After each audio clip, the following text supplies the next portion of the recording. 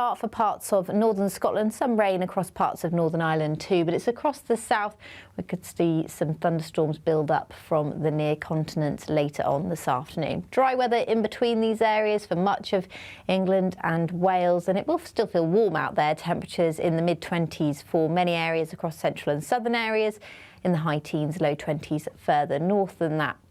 Through this evening, those showers across the southeast where they do form should push away, and then we look to the north where low pressure is still dominating. Quite a brisk westerly breeze affecting coastal areas and the high ground of Scotland. Some outbreaks of rain, relatively light through this evening.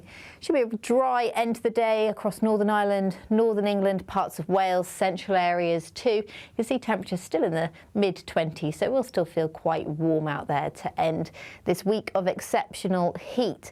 And then overnight, clear skies for many areas. We've still got quite warm air with us, so it's still going to be a fairly warm night, though certainly cooler than it has been lately. So that may bring some relief if you've been struggling to sleep throughout this week. Temperatures by tomorrow morning, just 11 or 12 degrees for many of us. Some areas seeing single figures to start the day, which could be the first time in a little while. Now, this band of rain pushes into parts of Northern Ireland, much of Scotland throughout Saturday. As we look further east, it looks much drier through the day, so plenty of sunny and warm weather to come through Saturday across parts of England and Wales predominantly. We'll feel warm in that sunshine still, not quite as warm as it has been, but still highs of 28 in the southeast and in the 20s elsewhere, so perhaps a little bit more pleasant. Bye-bye. Expect warm spells with the odd rude interruption. Box Boilers sponsors the weather on GB News.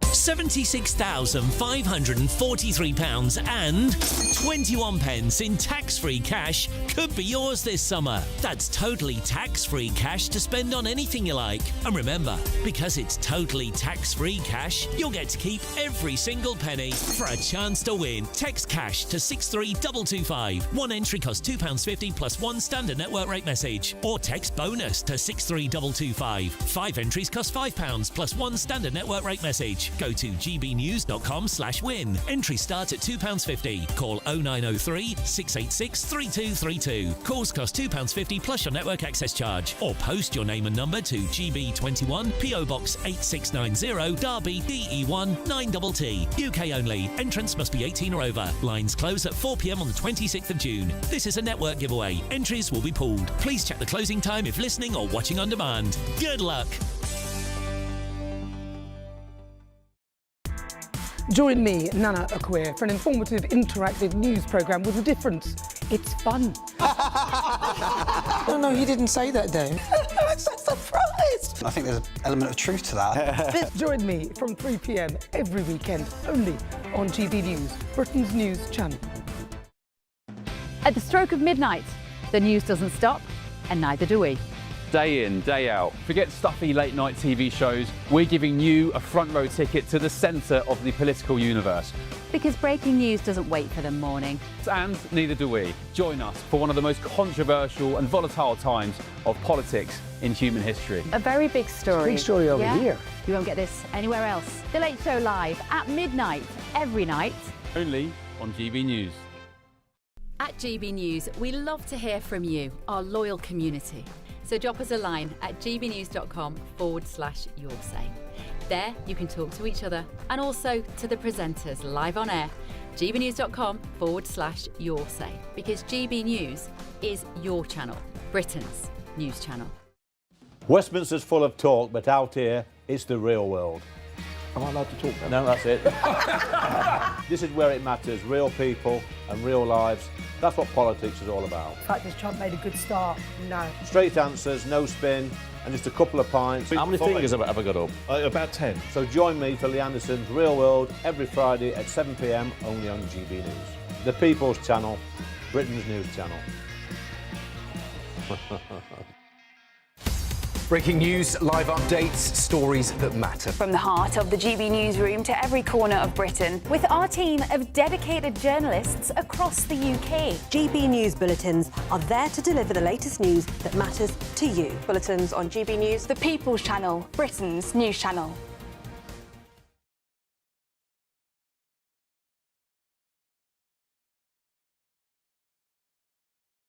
I think GB News is completely unique in the way that we interact with our viewers. Our audience aren't afraid to have their say.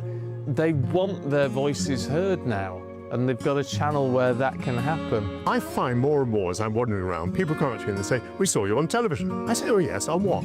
"On GB News." "Hello, are you the famous Sue?" The whole crew with me here now. We came to celebrate. It's our job to be the eyes and ears of the viewers. They are part of the GBNews family, and I'm pleased to say it's a very large family. And if people go to the time and trouble of listening and watching, then we've got to do a good job for them. Well, I'm here right in the epicentre of the protest. Here we go again. You just tuned in. Where have you been? It is raucous here tonight. That's what makes us the fearless champion of Britain.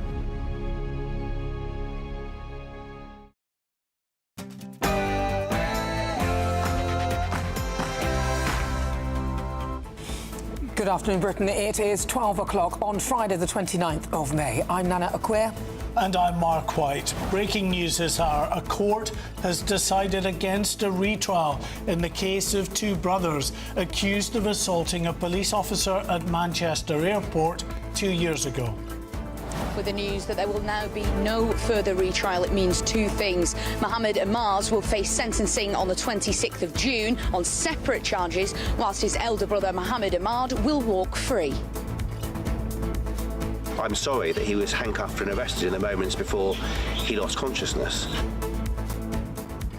Police handcuffed 18-year-old student stabbed victim after false claims of racism before he died. No comment from the Prime Minister yet, but Reform UK's Robert Jenrick has told GB News the ceremonial weapon used in the attack should be banned. I do think the law should change.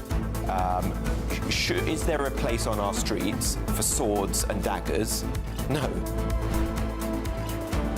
Well, here at Hampshire Police Station, everyone has got their eyes on Hampshire Police after yesterday's verdict. They may have issued an apology, but the people want to know how they let this happen. We are finalising the investment plan. That sits with the Strategic Defence Review.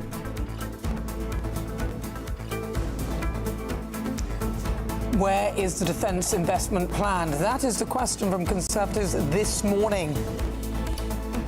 Will it be published before the NATO summit in July? We've been waiting and waiting and waiting, and the spending has not been announced, and the world's getting more dangerous. Taylor Swift's wedding plans have ruffled some feathers. As it's been reported, she's banning +1s at her upcoming wedding to American football star Travis Kelce. We're asking, would you ban +1s to your wedding? And a fiery setback for Jeff Bezos' space ambitions as his Blue Origin rocket explodes during a launchpad test in Florida.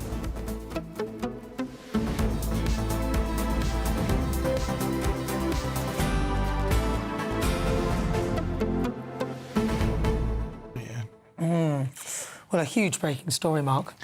Yeah, I mean, this is a very controversial case that our audience will absolutely remember from July of 2024, with the most graphic of images that came out fairly quickly after this incident that appeared to show a police officer kicking at the head of a young Asian man on the ground at Manchester Airport in a car park at Manchester Airport. Then the full footage came out, and we realised that what was actually the kicking of the head of an Asian man was actually the end part of a very violent altercation that involved police trying to arrest this young man and his brother in connection with another assault. And two of the female police officers on scene were knocked over and injured. One suffered a broken nose. And the officer himself, PC Zachariah Marsden, was also attacked. You could clearly see that on the CCTV footage. Well, they went on trial, didn't they? And, you know, although one of those men, Mohammed Amaz, who is the 21-year-old that was on the ground, was found guilty of assaulting the two female police officers and a man earlier in the airport. he was not found guilty or not guilty. There was no decision reached by the jury on him and his brother in terms of the alleged assaults on PC Marsden. So it went to a retrial. And this is where we are now. The retrial was also unable to reach a verdict on the assault of PC Marsden. And then today, we got that decision from the Crown Prosecution Service that they will not be seeking a third trial. So, in effect, this man, Mohammed Amaz, and his brother, Mohammed Ahmad, will face no charges, no consequences with regard to the violent altercation and the apparent assault that you can see on CCTV of this male police officer. Yeah, I mean, the police, I think, have a pretty difficult job to do. But, you know, if you're going to be in the police, then you have to be accountable as well. But I think sometimes we're too heavy-handed on one side and then they overcompensate in other ways which make them ineffective. But what do you think? Your thoughts, your comments? gbnews.com/your say, or why not scan that QR code that you see on the screen now. But first, your latest news headlines.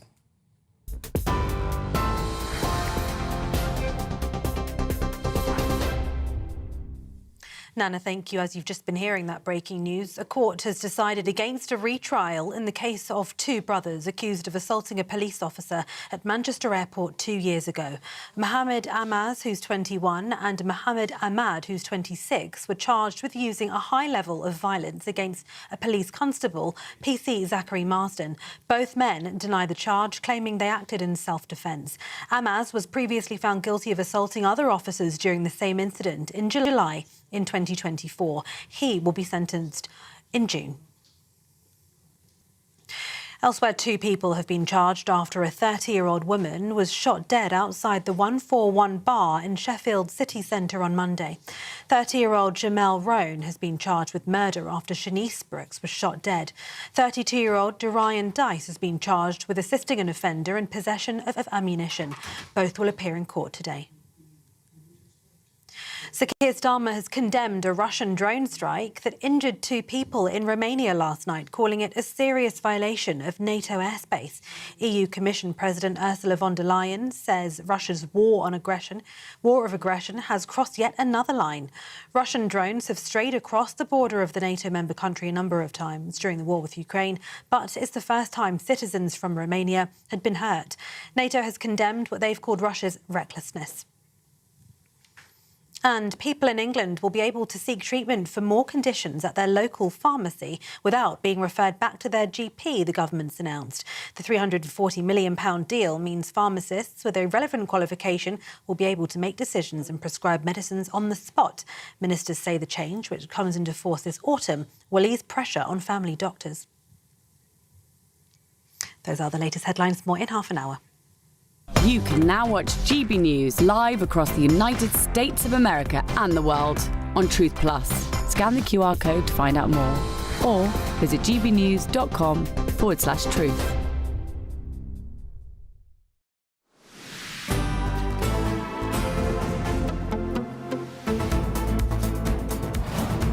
Breaking news. A court has decided against a retrial in the case of the 2 brothers accused of assaulting a police officer at Manchester Airport 2 years ago. Mohammed Fahir Amaz, 21, and Mohammed Ahmad, 26, were charged with using a high level of violence against a police constable. Well, Amaz was previously found guilty of assaulting other officers during the same incident in July 2024. Both men denied the charge, claiming they acted in self-defence. Right, well, let's cross live to Liverpool Crown Court, where our national reporter Sophie Reaper is there for us. Sophie. Well, in the last hour, we've heard from the Crown Prosecution Service, as you rightly say, that there will not be a second retrial for the 2 brothers. That's after they faced a charge of assault. And that comes, of course, after a jury last year couldn't reach a verdict on that. And a separate jury this month also couldn't reach a verdict after almost 20 hours of deliberations. Now, Mr Greenie Casey of the prosecution said that the Crown has decided it cannot lawfully seek seek a second retrial in the case of either brother.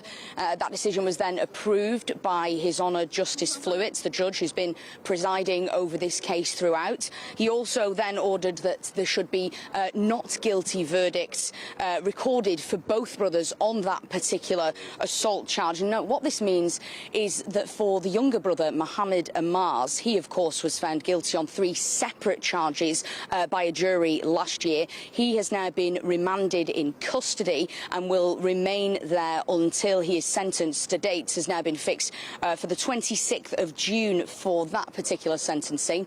But what it also means for the elder brother, Mohammed Ahmad, is that he is now a free man, and that is what Justice Fluitt said to him. He said, for you, it is now over. And in the next few moments, we're expecting Mr. Anwar, who represents both brothers, to appear here just behind us in front of the press pack to give a statement on behalf of both the brothers after, as I say, Mohammed Ahmad now faces sentencing, but his brother, Mohammed Ahmad, is released. And Sophie, in terms of reaction from court, have you heard anything yet from Greater Manchester Police, who must understandably be very disappointed by the outcome both of the both trials, where no verdict was reached on the PC Marsden assault claim, but now of course the fact there will not be any further trials? Well, Mark, I'm just checking my emails. I don't think we've heard anything from Greater Manchester Police yet, but I will just check. No, nothing in yet from the Greater Manchester Police, although I'm sure in the hours to come they will put out a comment, and I also expect we will receive something formal from the Crown Prosecution Service at some point. But as I say, any minute now, the press pack is gathered and ready to hear from Mr. Anwar on behalf of the 2 brothers. It's just a matter of waiting. All right, Sophie Reaper, thank you very much. And I would imagine, Nana, we will hear from the Police Federation, the union effectively representing police officers. They will have something to say about that, both the way in which this police officer was traduced, of course, very publicly when that video came out, that appeared to show a police officer violently attacking someone on the ground, when then, of course, all of the video was released in short order. There was an inquiry into that because it was released from official sources, CCTV, from inside the airport. But that put a completely different complexion on the story and showed what this officer and other officers were contending with, which was a very violent altercation as they were trying to arrest this 21-year-old. So I'm sure that the Police Federation will have something to say on that.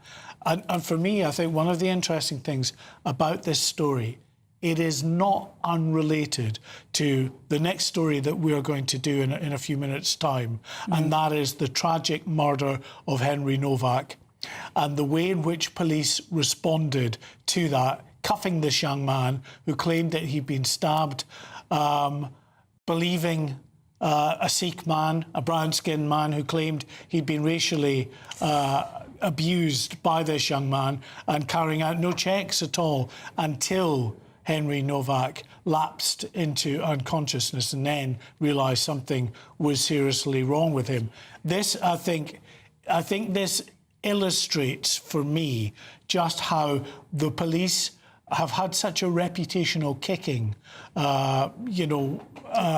forces right across the country, and that feeds into, I think, the way that they will often react, the senior officers, the advice, and then the officers on the ground not really knowing, how to react in the best way, fearful, of course, of being accused of somehow being institutionally racist. So there is a link between these stories in that sense. All right, well, let's get back to our reporter, Sophie Reaper. I think she's got a statement for us. Sophie, please. Just after we came off there, GMP have now released their statement, so I can bring you some of that. They say following a protracted trial, the jury have been unable to deliver a verdict. Whilst disappointed that the prosecution case was not fully endorsed, we respect the findings of the court and accept the outcome of the jury's thoughtful deliberations. The incident began after a man was headbutted in a public place in front of his family. Our officers were responding quickly to precisely the sort of outrageous criminal behaviour that rightly offends the public. In undertaking their duties, officers were met with resistance and violence, followed by online vilification, condemnation and adverse commentary from those who did not have the full facts. They go on to say it is vital that officers get the respect and support they deserve for routinely putting themselves in harm's way to protect the public. Assaults on police officers are sadly all too common. 35 of my officers are assaulted every week across Greater Manchester, and such incidents can never be justified. Whilst the criminal trial is now concluded, we are consignant of the ongoing IOPC investigation into the conduct of our officers. We will continue to cooperate fully with this investigation, and we look forward to its conclusion in due course. That's from Greater Manchester's Chief Constable, Sir Stephen Watson. I'm going to step out now, Mark and Nana, because here's Mr Anwar on behalf of the defence. Approaching the microphone there, the lawyer acting on behalf of these two brothers. Okay. Let's listen. Everybody ready? This is a statement. My name is Amar Anwar. I'm a solicitor acting on behalf of both brothers. I'm instructed to make this statement on behalf of Fahir Amaz and Mohammed Ahmad. The brothers are grateful to their legal team for their robust defence during the trial and the previous one held last year.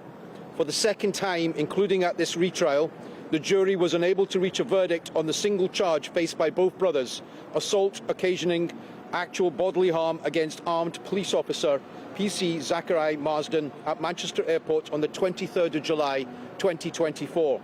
The position of the two brothers has always been that they acted in self-defence, and today they were formally acquitted and a verdict of not guilty was recorded.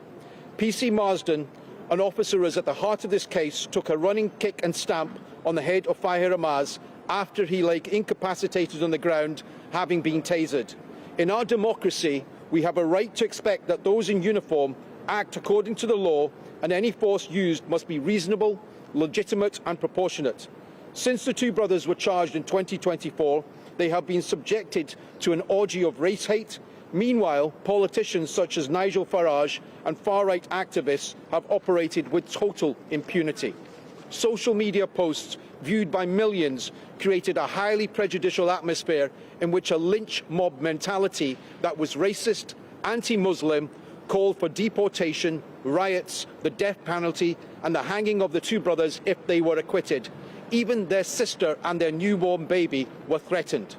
The brothers have been accused of being rapists, terrorists, drug dealers, yet they are nothing of the sort. It is a matter of public record that prior to this incident, that both Fahir Amaz and Mohammed Ahmad had never been in trouble before. And they come from a law-abiding family of multiple police officers who still serve with Greater Manchester Police, including their own older brother. At the heart of this trial was armed officer PC Zachary Marsden, who was described in court as a bully with a badge. This was an officer who, after Fahir Amaz was tasered, lying incapacitated on the ground, then had a running kick to his head, followed by a stamp. The background, often ignored in this case, is as follows. Mrs. Shameen Akhtar, their mother, was travelling back from holiday in Pakistan. Over the course of several hours on a flight, she claimed she was subjected to a tirade of racist abuse by an Arab man believed to work for the Kuwaiti police. As soon as she exited at arrivals and seeing her two sons waiting for her, the mother broke down into tears. She noticed the male in question when they walked past Starbucks. Both her sons approached the male and questioned him. The male was rude, he was threatening, and it's alleged he was racist. An altercation then took place. Following this, the family left Starbucks and they walked towards the nearby car park station.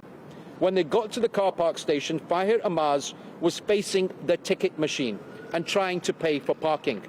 3 police officers, 1 armed male officer, PC Marsden, 1 armed female officer and 1 female constable approached Fahir.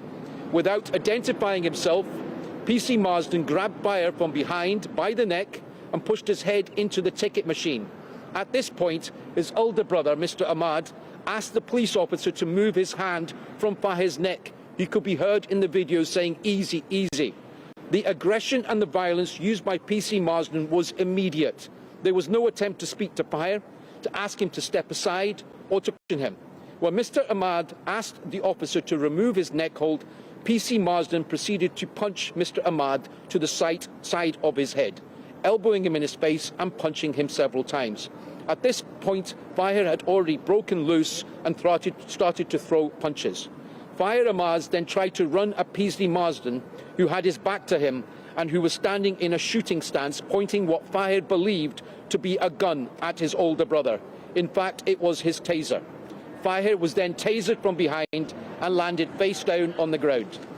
Mrs. Akhtar, the mother, then goes to Fahir and can be seen leaning on the floor over her son as he lies motionless on the ground. The taser is a less lethal firearm used by police officers that can emit up to 50,000 volts. It is at this point that PC Marsden stands up, ran and took a rugby-style kick into Fahir's face. Mrs. Akhtar, the mother, tried to pull her son's head away as PC Marsden then lifted his foot up and tried to stamp down on Fahir's head.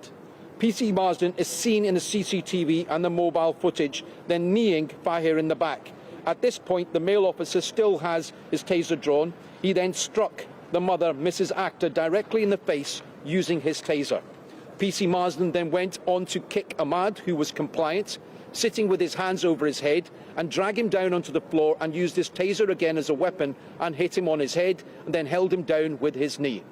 Armed officers in the United Kingdom are supposed to be highly trained professionals with the power of life and death, but provocation or the loss of control should be no defence in law. At the start of this case, we provided information on the conduct of several officers, including PC Marsden, to the IOPC and asked them to be referred to the CPS for criminal prosecution. Over many years, the Greater Manchester Police has been described as being full of rotten apples and accused of acting with systemic disregard for law and professional standards. In this case, a narrative was spun to justify what took place. CCTV was deliberately leaked from the most secure part of Manchester Airport. A threat to kill was made. A WhatsApp group was set up. The mother, Mrs. Akhtar, was struck in the face with a taser. 2 innocent bystanders were sprayed with Pava spray. And even the far-right reform ended up playing a role. And there is so much more that we are unable at this stage to refer to publicly. Following a complaint being lodged by our office, notices were served by the IOPC on police officers which informed them that they were under criminal and gross misconduct investigation. These included Operations Outmarsh, Operations Marstow and Operations Woody Gates. During the 2 trials, social media, beginning with the backdrop of the Southport riots, has played an incendiary role, almost derailing the administration of justice. Nigel Farage went on to discuss this live case during the first trial at a Reform press conference on the 21st of July 2025. Farage and Reform UK posted his statement, which it said, "In a system of 2-tier policing, under 2-tier justice has taken hold. You only have to look at the reluctance to prosecute those violent thugs in Manchester Airport who beat up the police officers." This happened during the trial. A press conference took place during the first trial and was broadcast live on BBC News, Times News and YouTube channel. Mr. Farage's posts reach an audience of millions. Many, of course, would amplify the message, misinform, incite, inflame, with unacceptable attacks on the jury, falsely accusing them of being all Asian and all Muslim. Nothing was further from the truth. The jury is the foundation of our legal system for hundreds of years and must be protected from unwarranted attacks by armchair activists and the far right. There was nothing 2-tier about the justice meted on my clients as they faced 2 trials and an estimated £2 million of costs being spent on this case. Today, justice was done. The trial judge last year, as reporting restrictions are lifted, in the first trial, referred Nigel Farage to the Attorney General for the consideration of contempt of court. We also lodged a dossier with the Attorney General on Mr. Farage and several prominent far-right social media offenders. The issue was whether they were guilty of contempt of court. Dangerous pogrom-like attitudes have contributed to a culture of hostility in this case, and indeed any trial in this country involving defendants from a black, minority, ethnic or Muslim community. The far right regularly claim a two-tier justice system, yet they are the ones who operate out with the law. They incite social media hate, they inflame conspiracy theories, and they attack the right to a fair trial. It was disappointing that the Attorney General did not believe there was a substantial risk of those comments seriously prejudicing the course of justice and chose to take no action. The right to a fair trial is a fundamental principle of the justice system. Where public commentary or online activity undermines that principle, the law must be applied consistently and without fear or favour. As for our armed officers, who are supposed to be highly trained professionals, they are expected to take split-second decisions which can have the power of life and death, but quite rightly, in a democracy, they are expected to justify the decisions they take. Carrying a gun or a taser does not give them a licence to kill or use excessive violence, nor escape accountability, whatever the circumstances, background, colour or religion of the suspect or accused. Both Mr. Fahir Amaz, who is now in custody, has been in custody for some 10 months, and Mohammed Hamad have not just faced trial twice, but they have faced trial by social media. Their lives have been wrecked. But this is not over. The rule of law must also apply to those officers who broke the law or breached professional standards, and they must now face action from the CPS and the Greater Manchester Police. Thank you. There will be no further questions. Okay, so there you heard from the lawyer of both Mohammed Fayaz and Mohammed Amaz, I should say, and Mohammed Ahmad, who were today acquitted in terms of that substantive charge of an assault on PC Zachariah Marsden on the 23rd of July 2024, following that attempt to arrest him at Manchester Airport. And what you got there, understandably, I suppose, from the lawyer was a completely one-sided account of the events that unfolded there, how the lawyer believed the police had been completely sort of overzealous in their approach to arresting this young man and indeed his brother, and that the violence, it seems, had effectively been one way, I think, is the verdict of that lawyer there. But the fact is, and this will be disputed by Greater Manchester Police and the officers involved, the reason those officers were there in that car park at Manchester Airport to gain control of this individual and arrest him was because of an allegation of assault, which he was later found guilty of, that he had assaulted a man in a Starbucks cafe within the airport terminal just a short time earlier. So police were there, and police do what police do when they are dealing with a suspected violent offender, which is to get control of an individual, get control of the situation. And most right-minded people, when a police officer grabs hold of them, tries to effect an arrest, are compliant. It's clear, watching the video, that this young man was not compliant. Now, he claims it was all because of his instinctive need for self-defence, that he was being attacked, so he lashed out back. That's what he claimed. The police say that was very different to what had happened there. And this lawyer, as he told us all about the way in which the officers were very violent in the way that they dealt with him and that they dealt with his brother Mohammed Ahmad, failed really to mention the fact that he smashed a female police officer in the face with his fists and broke her nose, and assaulted another female police officer, both charges of which he was found guilty of as well. But we are where we are in terms of that other charge, the substantive charge of assault against PC Zachariah Marsden. That the jury have been unable to reach either guilty or not guilty. So the Crown Prosecution Service, because they will not put it to a third trial, left the judge with no option but then to find them not guilty and to dismiss this case. It was interesting, though, wasn't it? Because he talked about Reform UK. He went on because Reform actually said that it would take legal action against these two men following that disturbance disturbance. And of course, Nigel Farage's name got mentioned many times. And then that was kind of blaming the narrative that followed on the far right and referring Nigel Farage for the consideration in contempt of court. Let's bring in Charlie Peters to explain more about this. Charlie. It's very interesting hearing that statement from the lawyer there, talking about how a far-right, racist and anti-Muslim narrative had been built surrounding commentary on this case. It's worth going back to what happened in the days after this incident unfolded in July of 2024. There were protests outside Rochdale Police Station in defence of those two men, those two brothers who faced these series of trials, defending their actions. There were Black Lives Matter placards at some of the protests in support of them. And many people in positions of authority, including the MP for Rochdale, issued statements expressing concern of the behaviours of the police officers.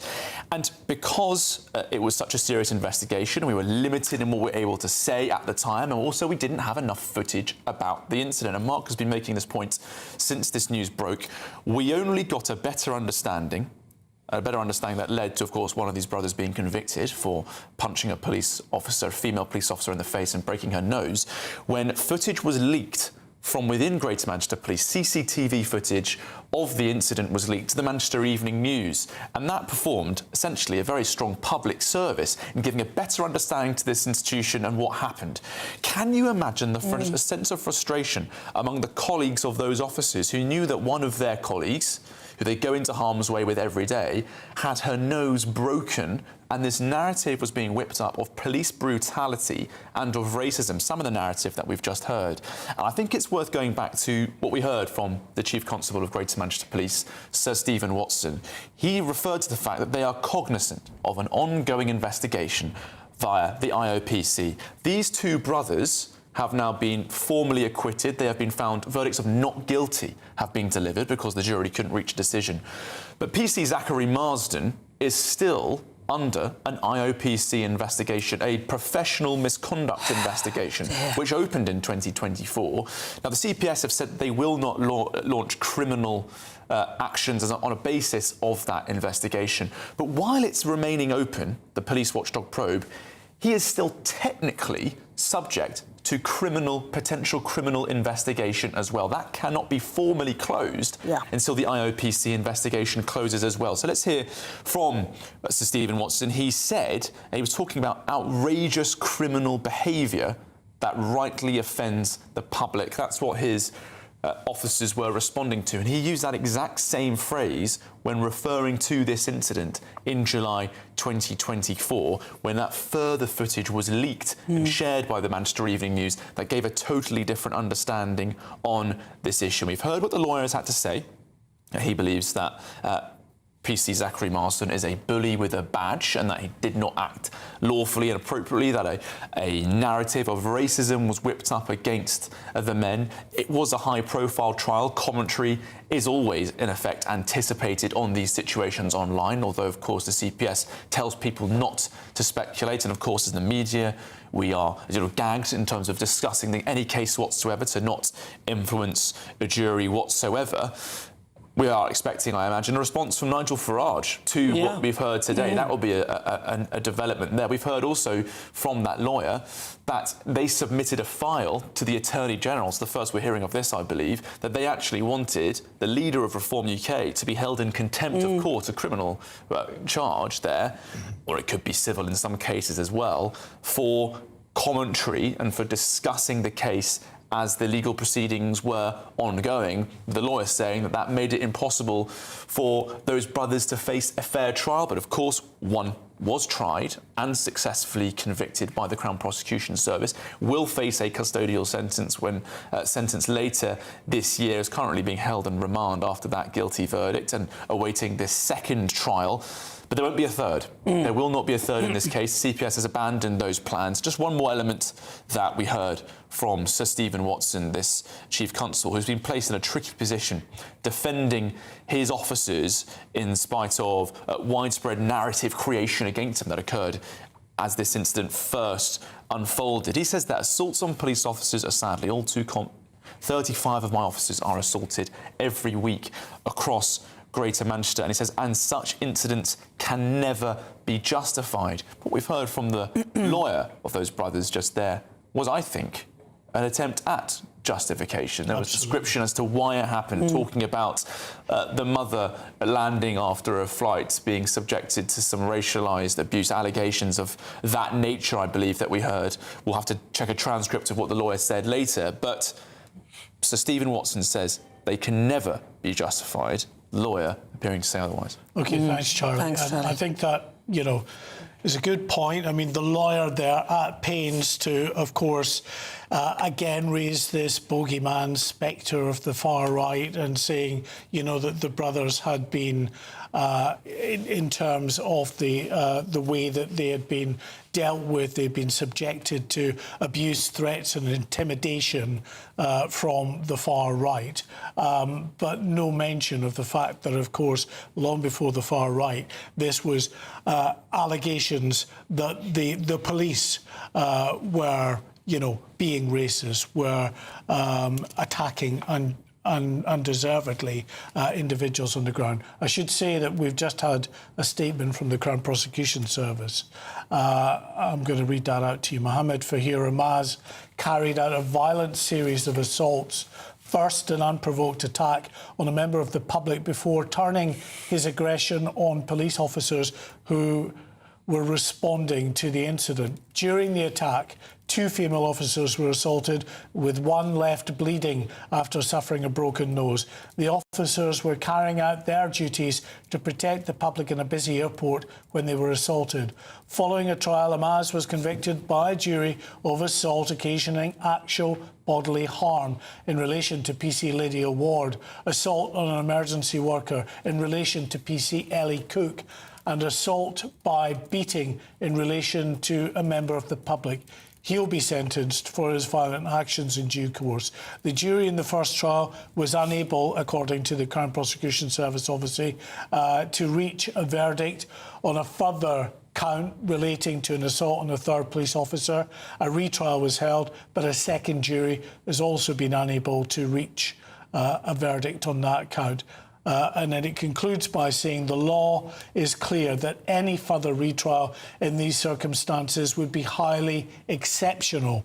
After careful consideration, we have concluded that it is not in the public interest to seek another trial. So effectively, you know, it would have to be highly exceptional, the arguments for going to a retrial, and that they don't believe that the public interest measurement has been reached in seeking another retrial, and that's why the process ends here. All right, well, look, Charlie Peters, thank you very much.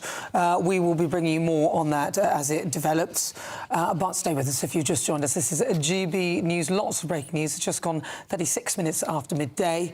And more today, because members of Parliament have condemned police for handcuffing a dying teenager accused of racism by his murderer in what the court heard was a wicked lie. Now, officers have since apologised after it was found that 18-year-old Henry Nowak was stabbed 5 times in Southampton last December by 23-year-old Vikram Digwa. I'm sorry that Henry's life couldn't be saved that night, and I'm sorry that he was handcuffed and arrested in the moments before he lost consciousness. When his killer made that call to police, and he called the police, not the ambulance service, he lied on that call. He lied when police attended the scene. He continued to lie as Henry's condition deteriorated. It is clear, and it is absolutely tragic, that it took them 3 minutes before they started to administer first aid. It is important, though, to say the pathologist has been clear. There's nothing officers could have done which would have saved Henry's life. Well, Reform UK's Robert Jenrick has branded Henry's murder as a national scandal, saying it should trigger the same outrage as the death of George Floyd. And he told GB News the ceremonial weapon used in the attack should be banned. I do think the law should change. Is there a place on our streets for swords and daggers? No. Yeah. And should people be treated differently depending on their faith? No. So reform would change that law, then? That's a... It would do. It's something that our Home Affairs spokesperson, Zia Youssef, is going to look at. But we believe in equality before the law. We should all be treated equally, and that means that, you know, you and I should be treated exactly the same as somebody who is a Sikh, a Hindu or a Muslim. So that was Robert Jenrick earlier. Now, GB News reporter Isabel Fakulak joins us now. Isabel, what more can you tell us? Good afternoon to you both, Nana and Mark. I'm here at Southampton Central Police Station as questions continue to come in facing Hampshire Police after that verdict yesterday. They issued that apology, many rejecting the apology and encouraging them to release the body cam footage from that night for full transparency to see exactly what took place on the 3rd of December when the police were called to that racial attack after Digwa, Henry Novak's murderer, called in saying that they had just been racially attacked by some white boy. Henry Novak, of course, had been stabbed 5 times with that 21-centimetre Sikh blade. One of those stab wounds was to the face. So people wondering why did the police not see the blood, the slash to his face? Why didn't they see the rips in his clothes, and why didn't they listen to him when he told them that he had been stabbed and that he couldn't breathe?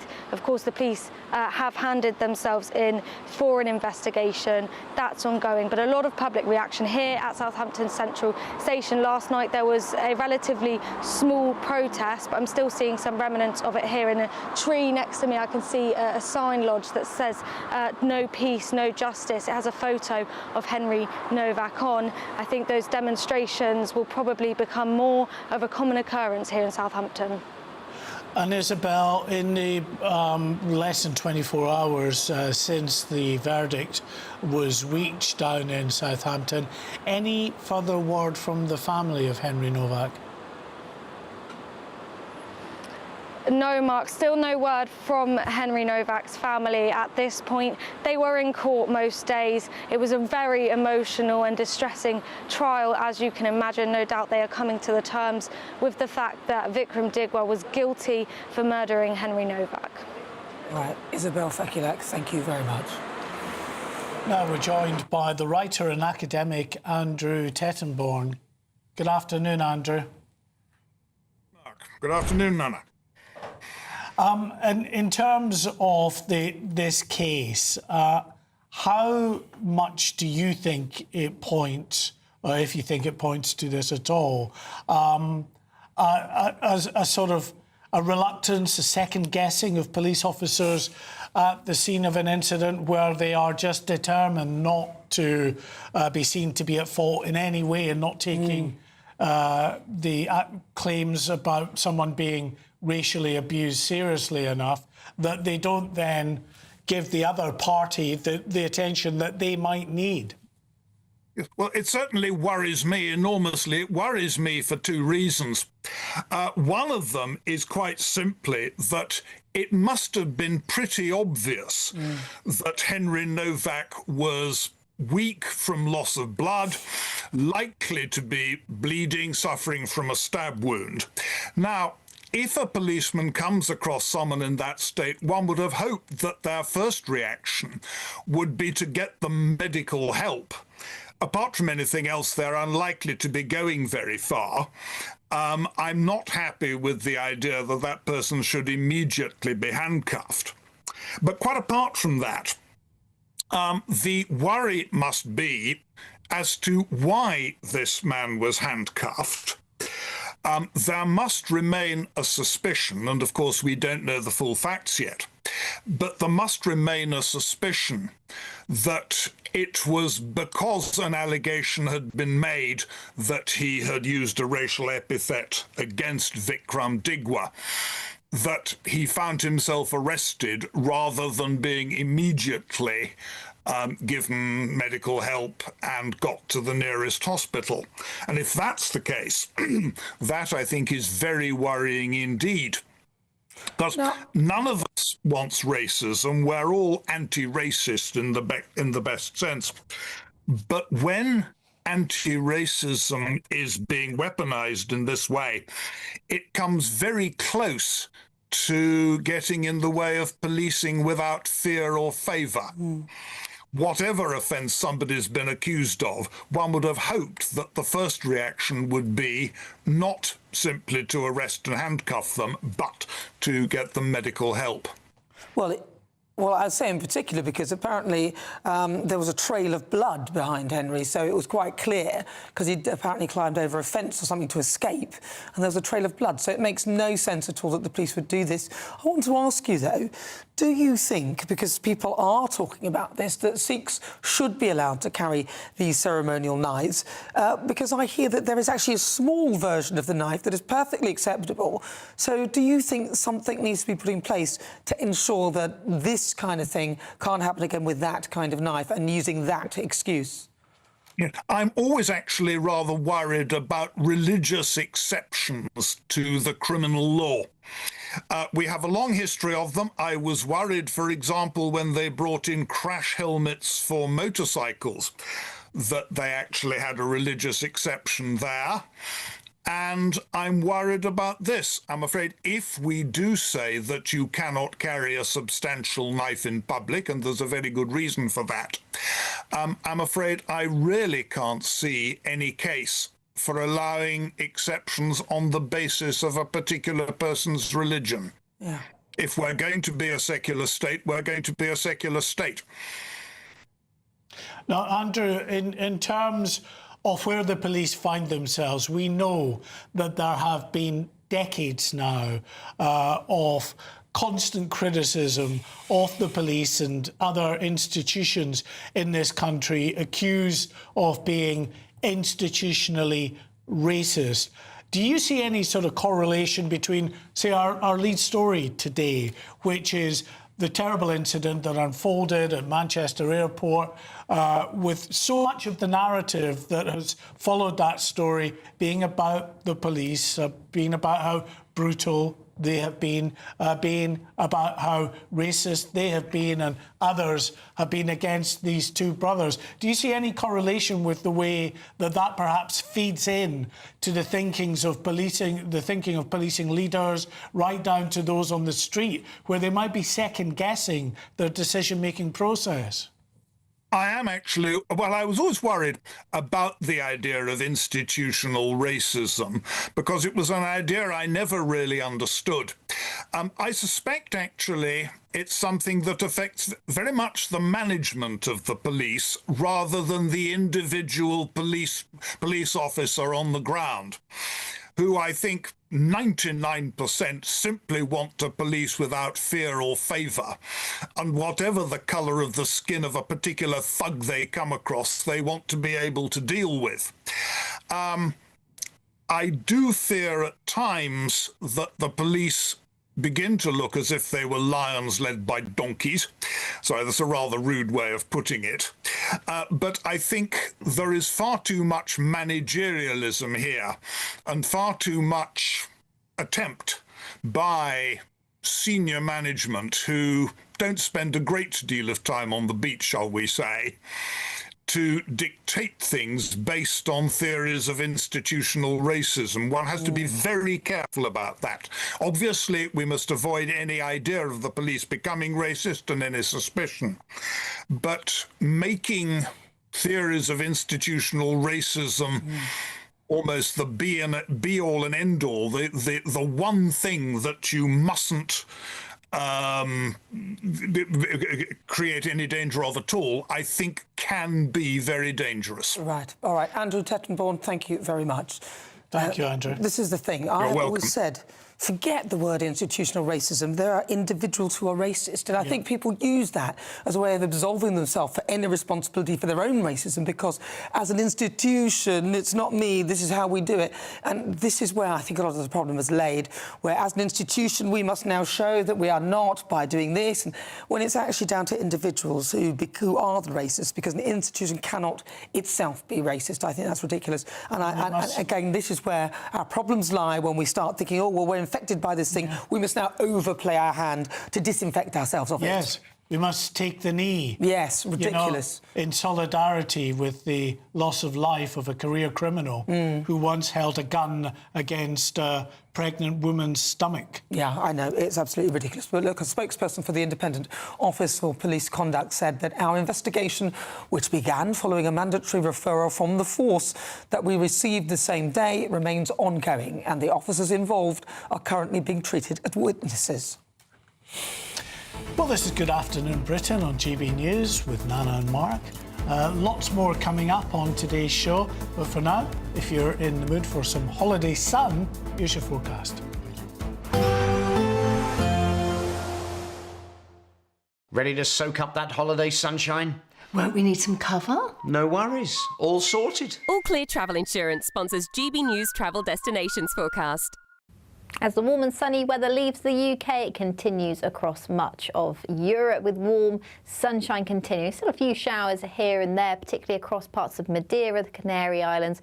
Relatively light though. Portugal and Spain seeing plenty of sunshine in towards Italy, Croatia, Greece and Turkey, perhaps a few more showers through this weekend, but they don't look particularly heavy or thundery like they have been recently. And the outlook is, well, there's more sunshine and warm weather to come. Bye-bye. All Clear Travel Insurance sponsors GB News Travel Destinations forecast. Do you trust what you're being told? Good, because neither do I. Those are just facts. I'm Alex Armstrong, and on my show, we'll expose the spin. Well, I want to answer that, because you didn't let me last time, because you always speak over me. The broken promises. To deny that is denying the truth. And the hypocrisy. We can allow. Stop. We can allow. Politics, policy, parliament. Nothing is off limits. No sugarcoating, no fear of offence, just the truth laid bare. Tune in every Saturday and Sunday at 9 p.m. for Alex Armstrong Tonight, only on GB News, Britain's news channel. GB News Breakfast, every day from 6 a.m. I'm not sure that we used to celebrate VE Day or even the end of the Second World War until recent years, and that's a reflection of the fact that the veterans who fought and took part in that campaign and everyone on the home front are themselves disappearing. Yes, it's partly to do with education. There are huge political pressures on what's in education and in the history package, which of course isn't compulsory. When we were in Iraq and Afghanistan, there was a much higher understanding of what past sacrifice meant. And people, of course, were seen far more often in uniform in the streets, and they were coming back from operational service and about to depart. And that all makes a huge difference. Now, of course, war is very distant. It's in the Gulf. It's in Ukraine. It's not impacting us in the same way that it was doing about 20 years ago. Matthew, let's bring you in at this stage. Do you think Gen Z is ignorant to Britain's war heroes, or do you think it's just a lack of curiosity? Yeah, I don't think Gen Z are ignorant. They're just a matter of being the way they've been brought up, how they've been brought up, and when they've been brought up. You know, when this generation have been coming through school, there hasn't been the veterans, because the veterans of the Second World War and the First World War have passed away. So it's not in their face as much.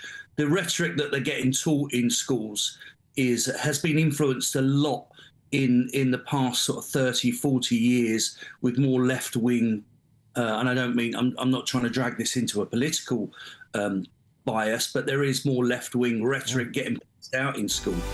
GB News, the People's Channel. At GB News, we love to hear from you, our loyal community. So drop us a line at gbnews.com/yoursay. There you can talk to each other and also to the presenters live on air. gbnews.com/yoursay, because GB News is your channel, Britain's news channel.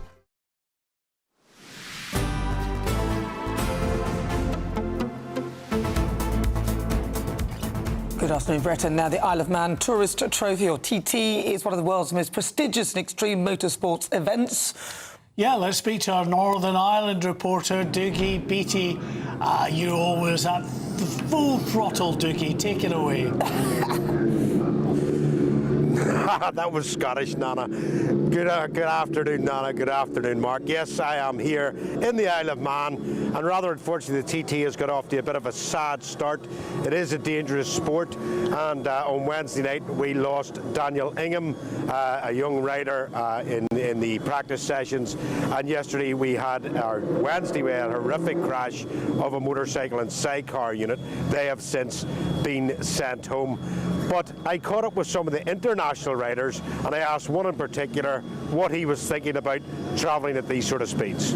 Thinking about what's coming up next, what corners come up next, what gear you need to be in, you're not thinking about anything else except those next steps of what the next corner is, what if it's a jump, how do I approach that, whatever it may be. So you're always thinking 2 steps ahead, because you get there like that so quickly. So.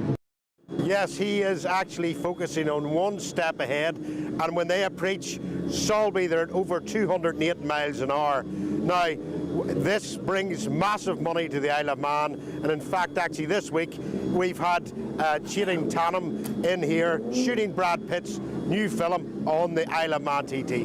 That sort of money is absolutely essential to the Isle of Man economy, and we'll be here up until Sunday to find out what's going on. All right, Doogie, thank you very much. Lots more coming up on today, so do not go anywhere. First, though, let's get an update with your weather.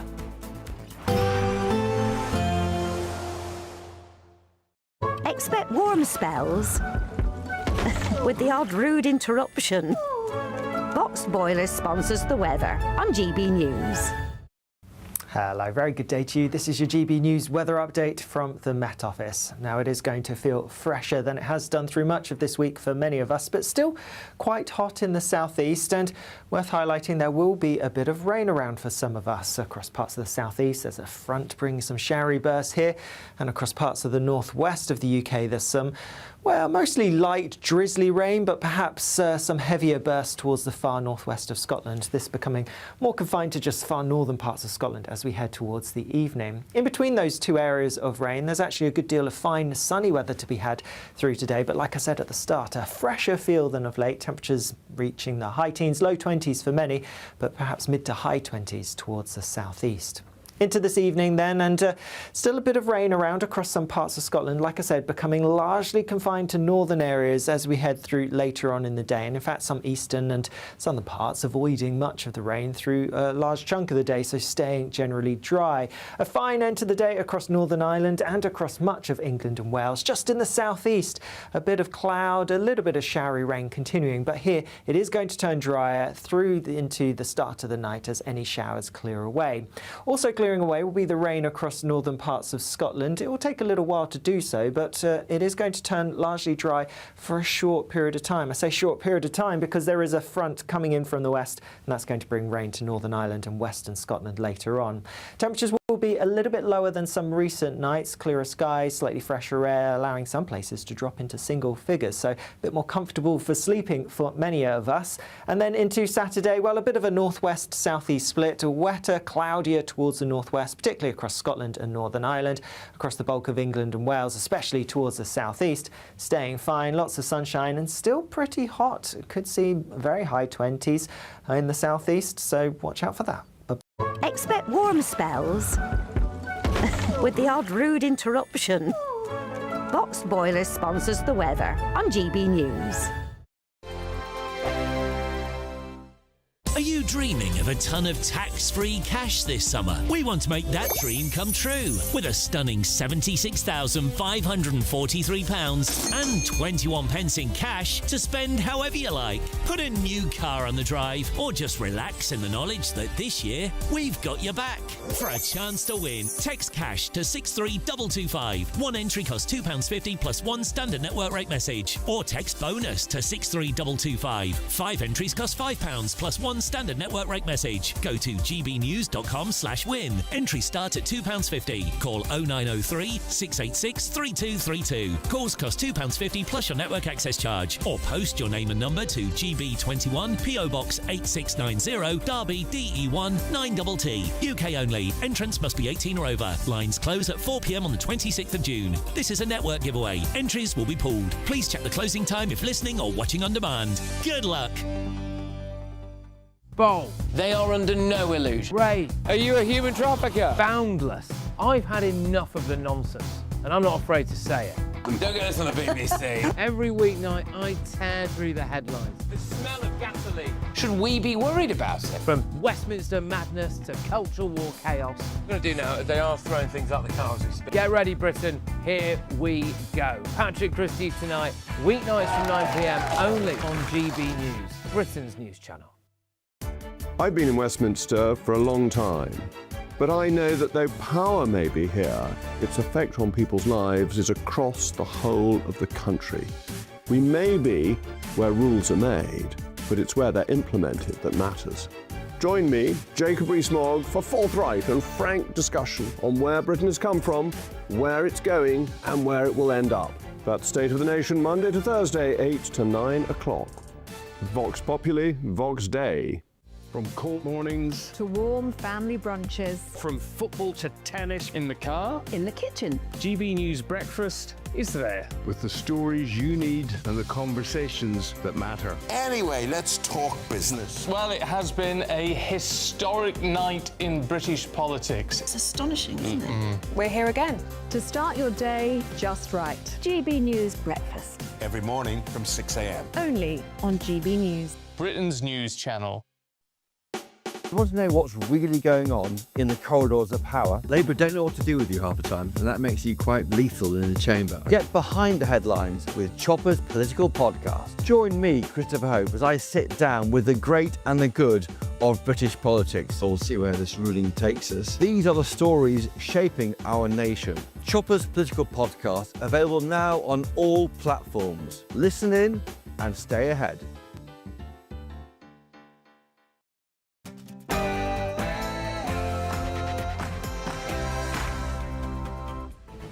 Good afternoon, Britain. It's 1 o'clock on Friday, the 29th of May. I'm Mark White. And I'm Nana Akua. Breaking news, a court has decided against a retrial in the case of two brothers accused of assaulting a police officer at Manchester Airport 2 years ago. The lawyer for one of the brothers had this to say. Social media posts viewed by millions created a highly prejudicial atmosphere in which a lynch mob mentality that was racist, anti-Muslim, called for deportation, riots, the death penalty, and the hanging of the two brothers if they were acquitted. The Crown Prosecution Service says it is not in the public interest for them to seek a second retrial. Now, Mohammed Ahmad will be sentenced for 3 separate charges, whilst his brother Mohammed Ahmad walks free. I'm sorry that he was handcuffed and arrested in the moments before he lost consciousness. Police handcuffed an 18-year-old student, stabbed victim after false claims of racism before he died.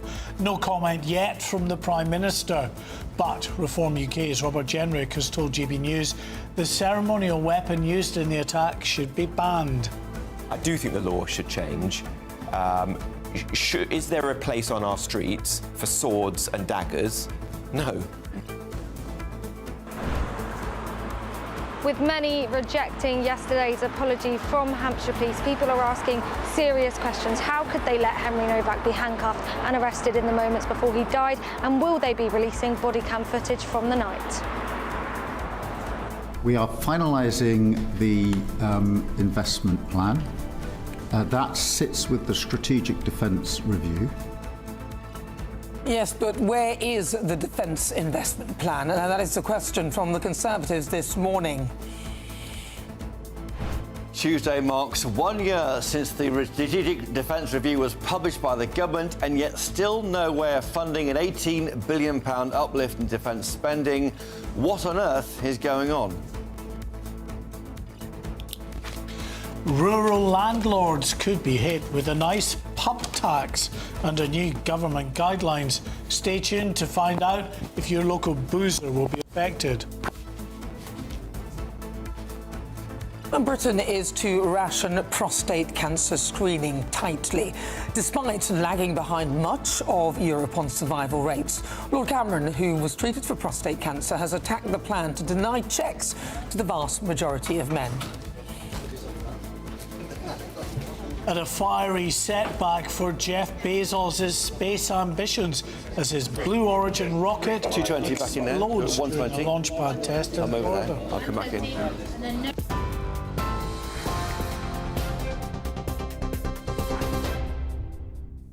Good afternoon. The top stories. A court has decided against a retrial in the case of two brothers accused of assaulting a police officer at Manchester Airport 2 years ago.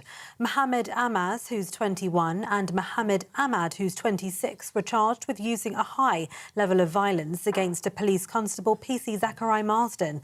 Both men deny the charge, claiming they acted in self-defence. Amaz was previously found guilty of assaulting other officers during the same incident in July in 2024. He will be sentenced in June. The brothers' lawyer spoke outside of court today. In our democracy, we have a right to expect that those in uniform act according to the law, and any force used must be reasonable, legitimate and proportionate. Since the two brothers were charged in 2024, they have been subjected to an orgy of race hate. Social media posts viewed by millions created a highly prejudicial atmosphere in which a lynch mob mentality that was racist, anti-Muslim, called for deportation, riots, the death penalty and the hanging of the two brothers if they were acquitted. Even their sister and their newborn baby were threatened. Two people have been charged after a 30-year-old woman was shot dead outside the 141 bar in Sheffield city centre on Monday. 30-year-old Jamel Roan has been charged with murder after Shanice Brooks was shot dead. 32-year-old Dorian Dice has been charged with assisting an offender in possession of ammunition. Both are appearing in court today. Elsewhere, Sir Keir Starmer has condemned a Russian drone strike that injured two people in Romania last night, calling it a serious violation of NATO airspace. EU Commission President Ursula von der Leyen says Russia's war of aggression has crossed yet another line. Russian drones have strayed across the border of the NATO member country a number of times during the war with Ukraine, but it's the first time citizens from Romania had been hurt. NATO has condemned what they've called Russia's recklessness. Elsewhere, people in England will be able to seek treatment for more conditions at their local pharmacy without being referred back to their GP, the government's announced. The £340 million deal means pharmacists with a relevant qualification will be able to make decisions and prescribe medicines on the spot. But ministers say the changes, which come into force this autumn, will ease pressure on family doctors. US Vice President J.D. Vance says the US and Iran still need to work out several sticking points before an agreement on the war can be reached. He says they're very close to a deal, but not there yet. The deal would reportedly extend the ceasefire for 60 days and launch talks on the future of Iran's nuclear program. US officials have said the two countries agreed a framework of a deal pending the approval of Donald Trump and Iran's leadership. Speaking last night, Mr. Vance said negotiators were going back and forth on a couple of language points, which include the question of enrichment. And a Canadian man accused of selling lethal substances linked to the deaths of more than 100 British people will not face justice in the UK. 60-year-old Kenneth Law is due to appear in court in Ontario later today. He's accused of aiding suicide after allegedly selling 1,200 packages across 40 countries. A National Crime Agency investigation into Canada-based websites selling substances to assist with suicide found 286 individuals received packages in the UK, leading to 112 deaths. But the NCA and Crown Prosecution Service say they won't be seeking to extradite him to the UK after legal proceedings in Canada have concluded. And those are the latest GB News headlines. Here's the finance. Markets on the move. Stilts Home Lifts sponsors the GB News Finance Report. The pound will buy you $1.34 and €1.15. The price of gold is £3,374 and the FTSE 100's at 10,441 points. GB News Finance Report, brought to you by Stilts Home Lifts.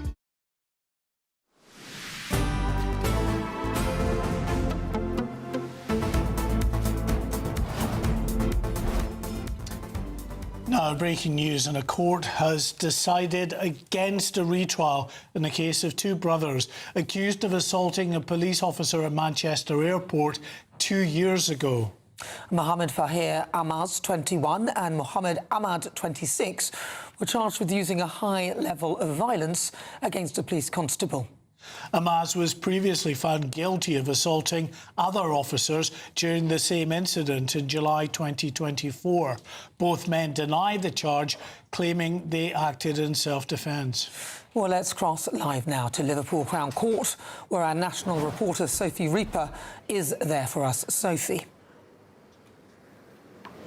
Well, just over an hour ago, we heard that decision here at Liverpool Crown Court that the Crown Prosecution Service had decided not to seek a second retrial. And in a statement, they said the law is clear that any further retrial in these circumstances would be highly exceptional. After careful consideration, we have concluded that it is not in the public interest, to seek another trial. Now, of course, last year, the two brothers faced a trial. Mohammed Amaz facing 4 counts, of which 3 he was found guilty, and Mohammed Ahmad facing just 1 count of assault. Now, that 1 count of assault that was faced by both brothers, that jury was unable to reach a verdict on, and that was why this month we've seen a retrial taking place at Liverpool Crown Court. But once again, the jury went out here on the 12th of May, and after just under 20 hours of deliberations, once again, they were unable to reach a verdict, and that was why we were here today. We were hearing if the Crown Prosecution Service were going to seek a secondary trial. But as I say, in the last hour or so, we've heard that they are not. And following that decision, we heard a statement from Mr. Anwar, who is the solicitor representing both brothers, Ahmad and Amaz. Take a listen to some of what he had to say. In our democracy, we have a right to expect that those in uniform act according to the law, and any force used must be reasonable, legitimate and proportionate. Since the two brothers were charged in 2024, they have been subjected to an orgy of race hate. Social media posts viewed by millions created a highly prejudicial atmosphere in which a lynch mob mentality that was racist, anti-Muslim, called for deportation, riots, the death penalty and the hanging of the two brothers if they were acquitted. Even their sister and their newborn baby were threatened. Well, some of our viewers, Mark and Nana, might be wondering what will happen next. Well, next to Mr. Anwar there, you could see Mohammed Ahmad, the elder of the two brothers, and that is because as a result of this announcement today that there will be no secondary trial, he has now been deemed a free man, with Justice Fluid saying to him, for you, it is now over.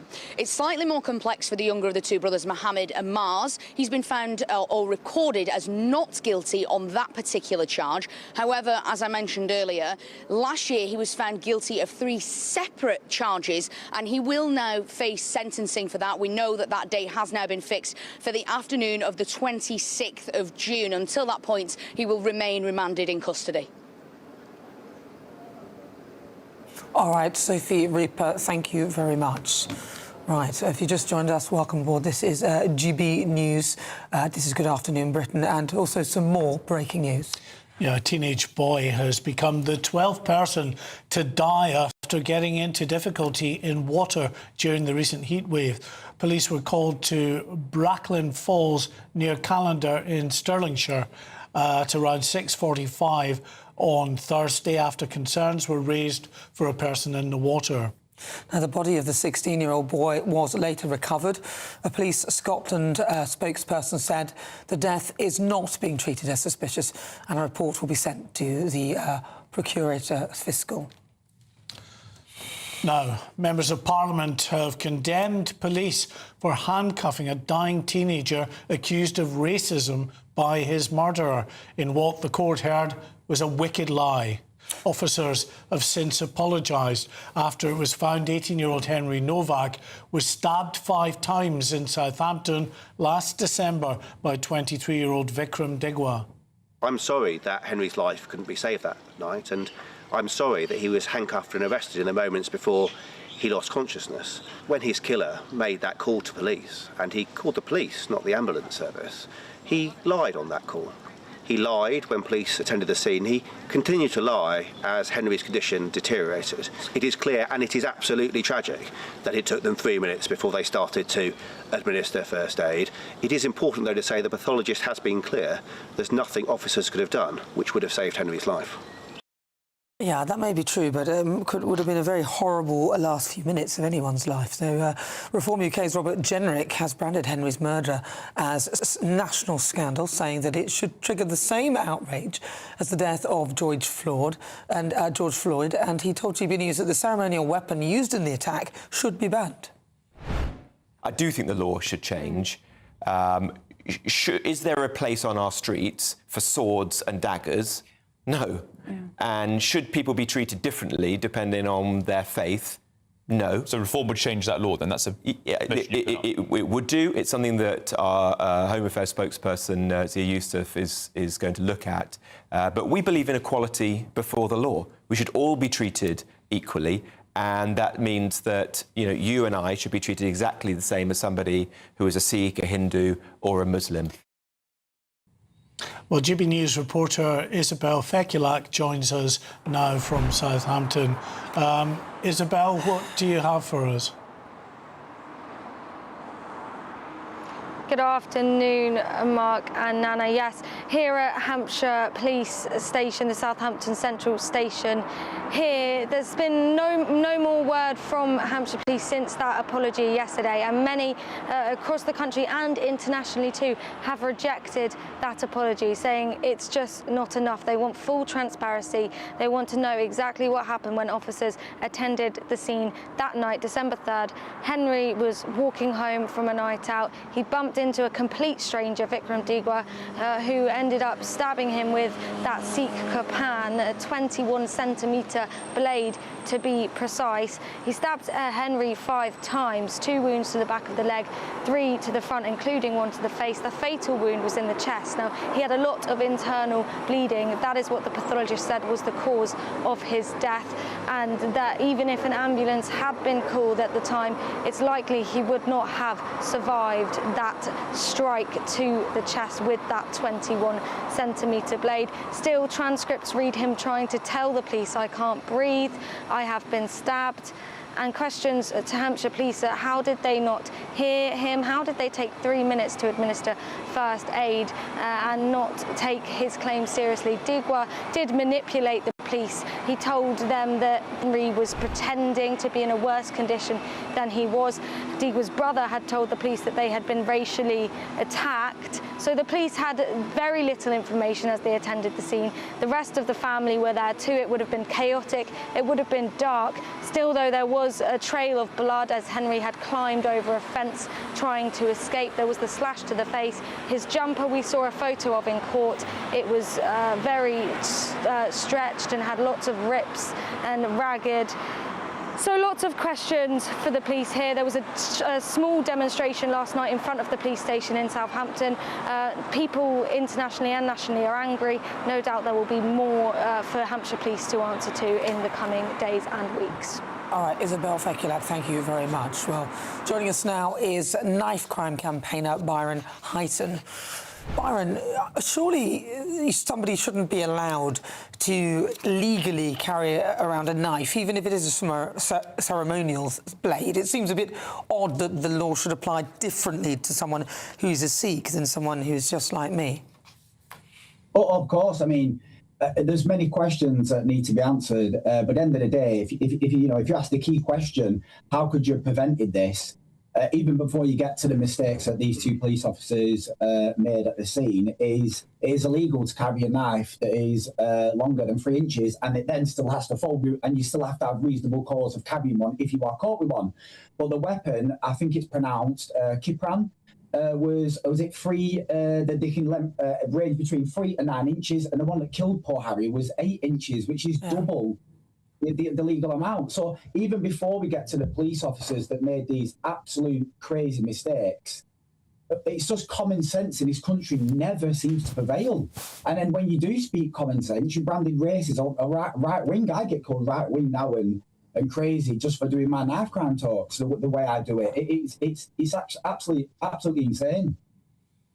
And Byron, in terms of the response of those officers who turned up at the scene, OK, it's clear they felt that there was an offence that had been committed, allegedly committed.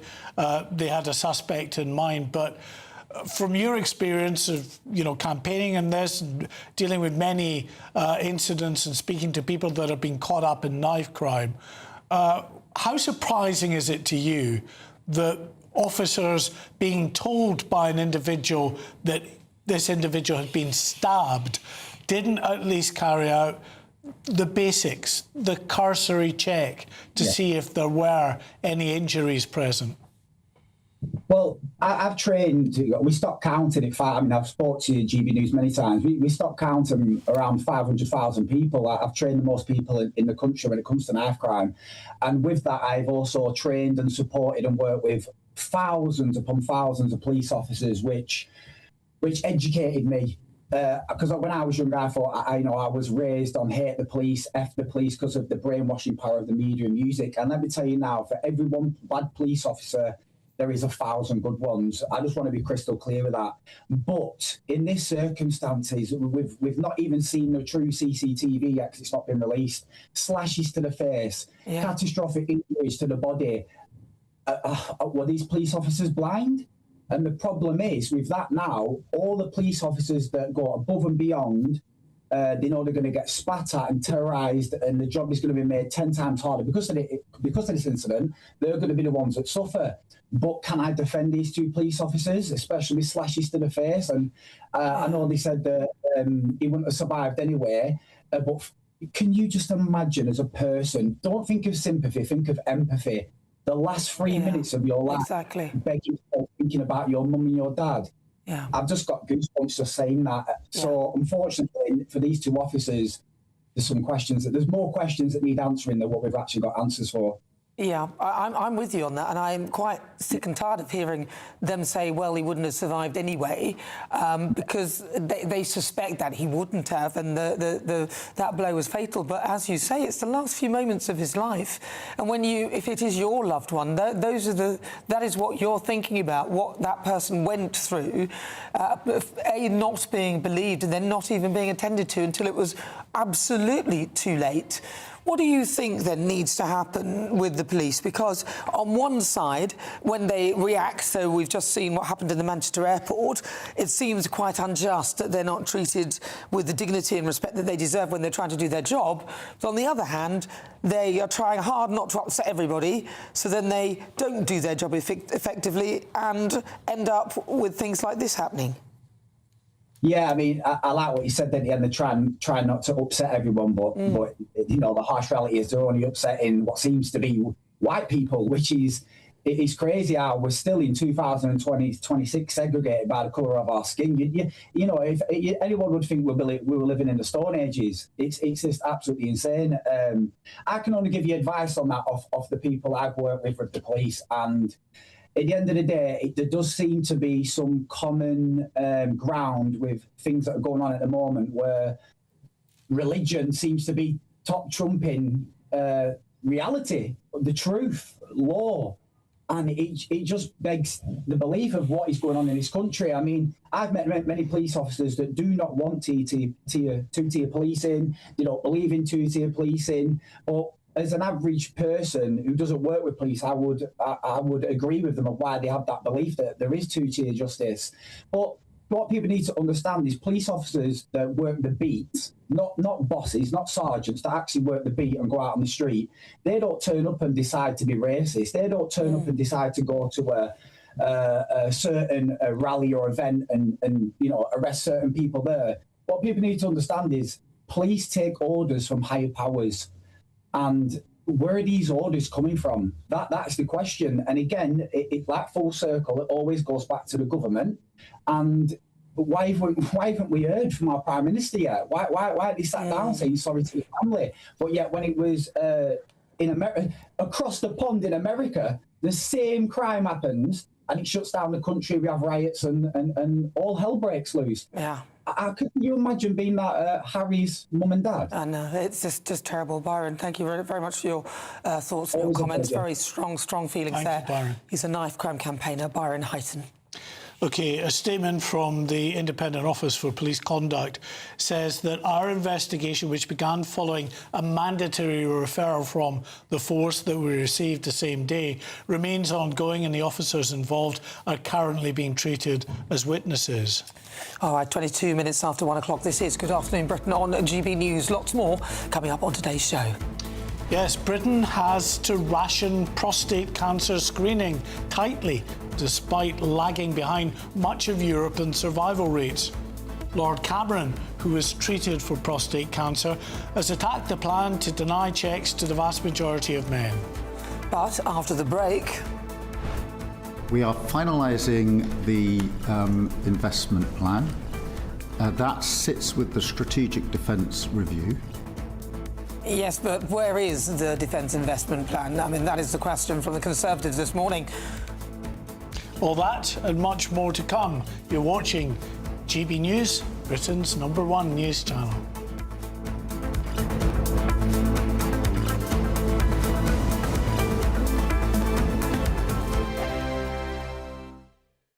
Exciting news. Every Friday, my Patrick Christie's Tonight Show is going to have a twist to it.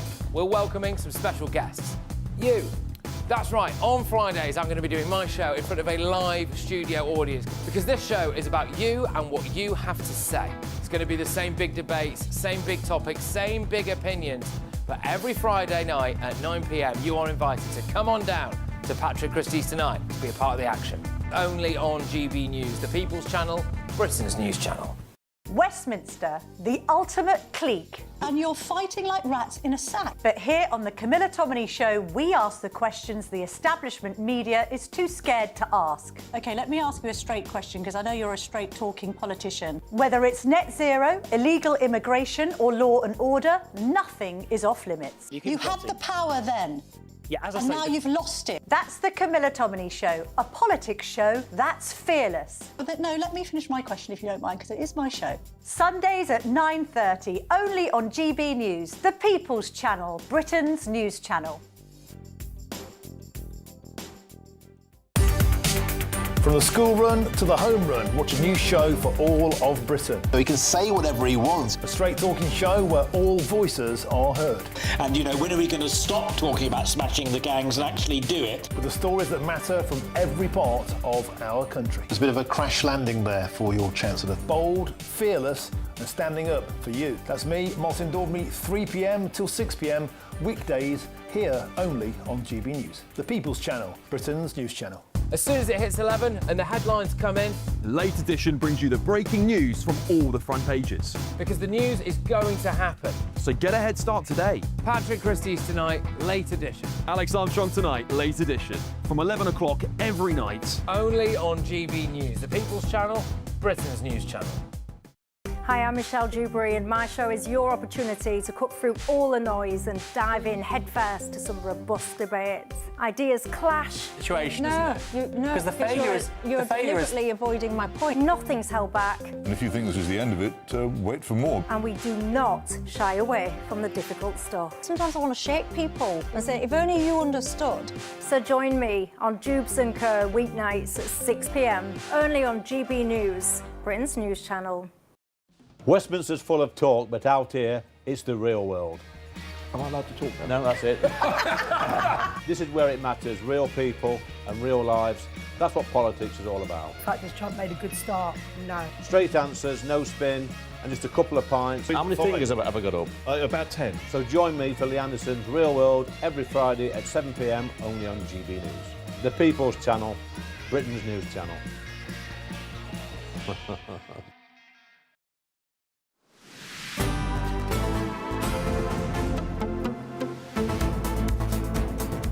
26 minutes after 1 o'clock. Good afternoon, Britain.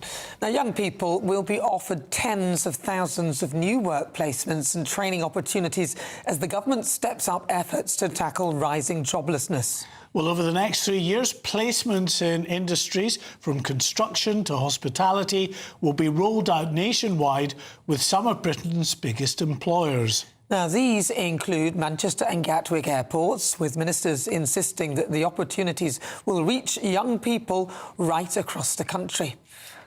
Well, all this comes as the government is yet to publish their long-awaited defence investment plan. I think they think that because you're an airport and you might be flying around the world, that's people all across the country. Very, very good, very good. Right, we're joined by our political editor, Christopher Hope, who has more for us. That's right. So 300,000 supported work experience places because young people, 16 to 24-year-olds, are languishing without work. They can't get work. They're getting the wrong schooling. Companies don't want to take them on. There's HR issues. It is deeply depressing.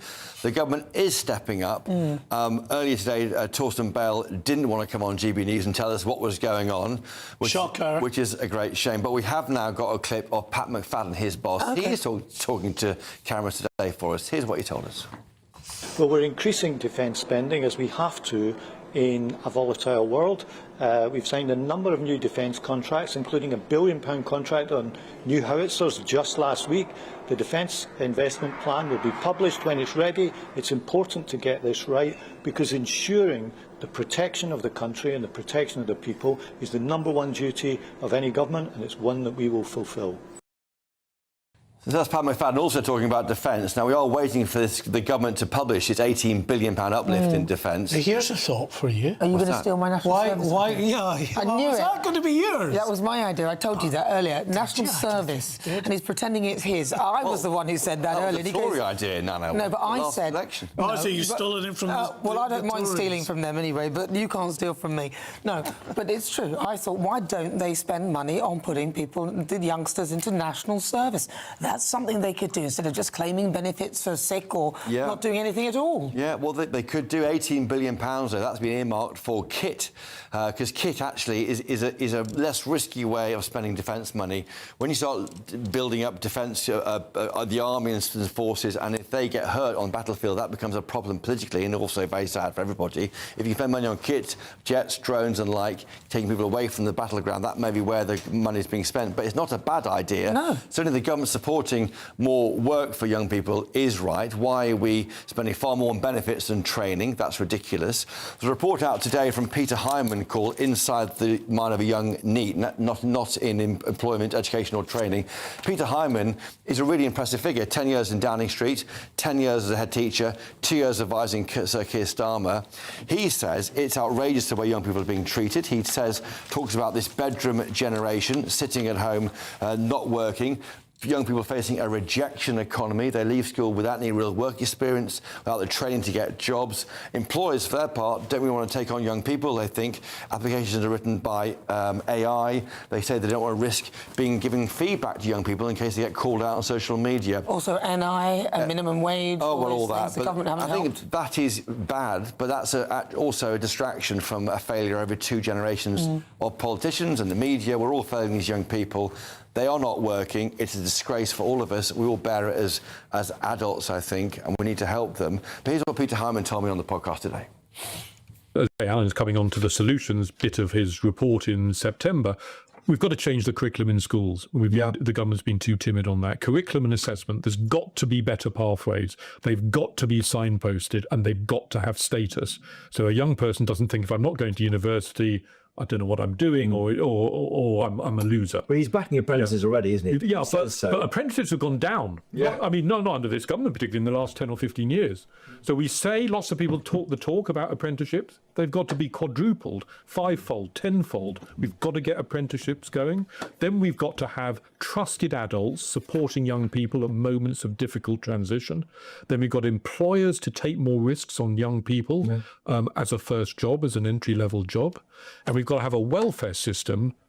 Alan Milburn's stat that 25 times as much is spent on keeping people on benefits and helping them into work. Yeah. And that can't be the right thing. It's great, to me, it's a great shame that someone like Peter Hyman isn't in government, because he talks a great game and he could try and force the system to help these poor young people.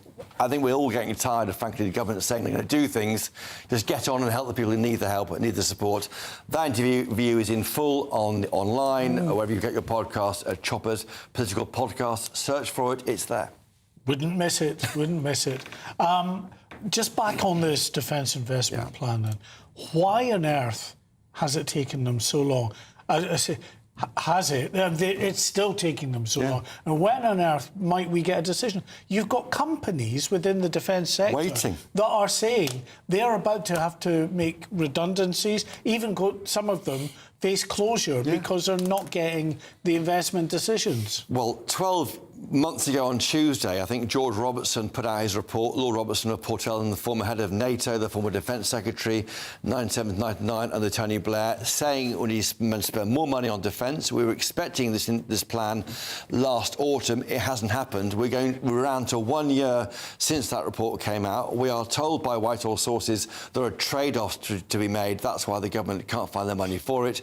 Trade-offs is called politics. Politics is about choices and choosing what's important. We can't always have the government saying we are under threat. There's basically a quasi-war going on that we are engaged with without the money being spent to protect it. And we saw that in terms when Cyprus was hit by a missile, that is sovereign base, UK territory hit by a drone from Iran. That wasn't protected. That should be a wake-up call for ministers. It appears not to be yet. Yeah, and what should be doubly embarrassing for the Prime Minister is this is a man that can't wait to get on the international stage, to lord it to the world, to tell the world how Britain is leading the way in this changed world environment. We are investing in our defences. I think we're being found out by that, frankly, and the more we say it, the less it's happening, means few people believe us. Well, if we are leading the way, then all on board HMS Dragon. Right. Great. Right, well, this is Good Afternoon Britain on GB News. Lots more coming up on today's show. Yeah, a fiery setback for Jeff Bezos' space ambitions as his Blue Origin rocket explodes during a launch pad test in Florida. All of that and much more, but first, your latest news headlines.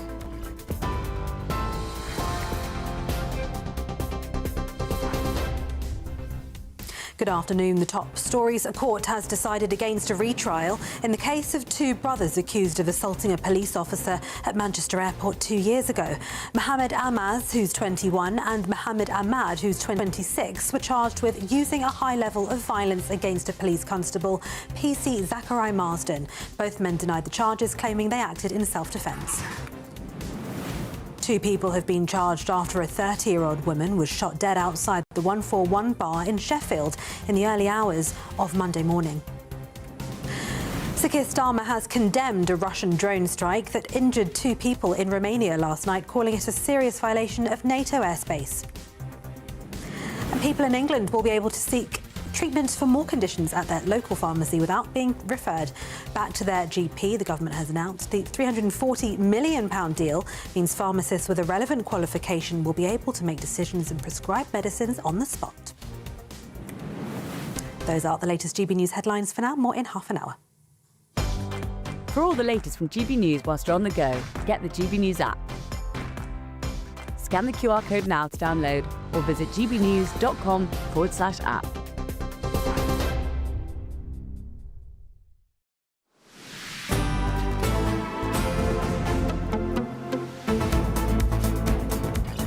Thank you, Tatiana. Now, lots more coming up on today's show.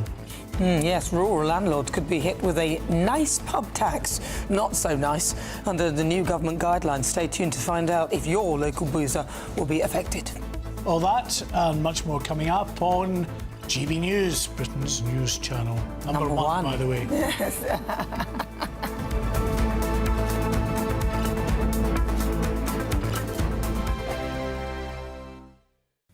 Hello, very good day to you. This is your GB News weather update from the Met Office. Now, it is going to feel fresher than it has done through much of this week for many of us, but still quite hot in the southeast, and worth highlighting there will be a bit of rain around for some of us across parts of the southeast. There's a front bringing some showery bursts here, and across parts of the northwest of the UK there's some, well, mostly light drizzly rain, but perhaps some heavier bursts towards the far northwest of Scotland. This becoming more confined to just far northern parts of Scotland as we head towards the evening. In between those two areas of rain, there's actually a good deal of fine sunny weather to be had through today. But like I said at the start, a fresher feel than of late. Temperatures reaching the high teens, low 20s for many, but perhaps mid to high 20s towards the southeast.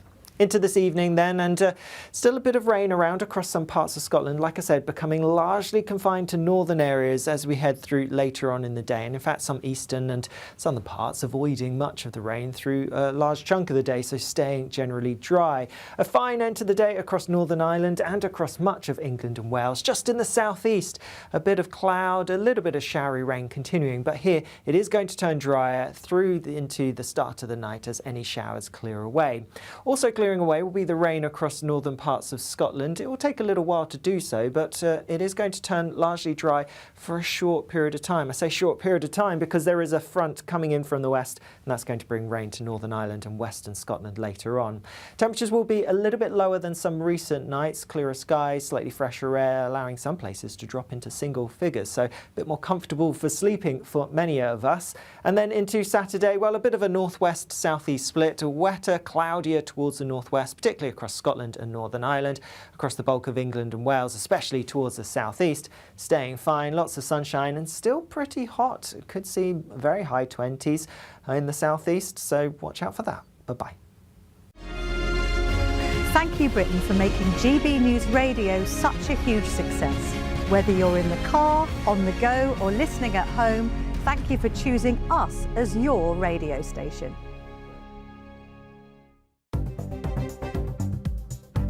Good afternoon. This is the latest AI travel news from GBNews.com. The M9 northbound is partially blocked between junctions 1 and 1A due to debris. A collision on the M4 westbound near Wokingham has closed 3 lanes.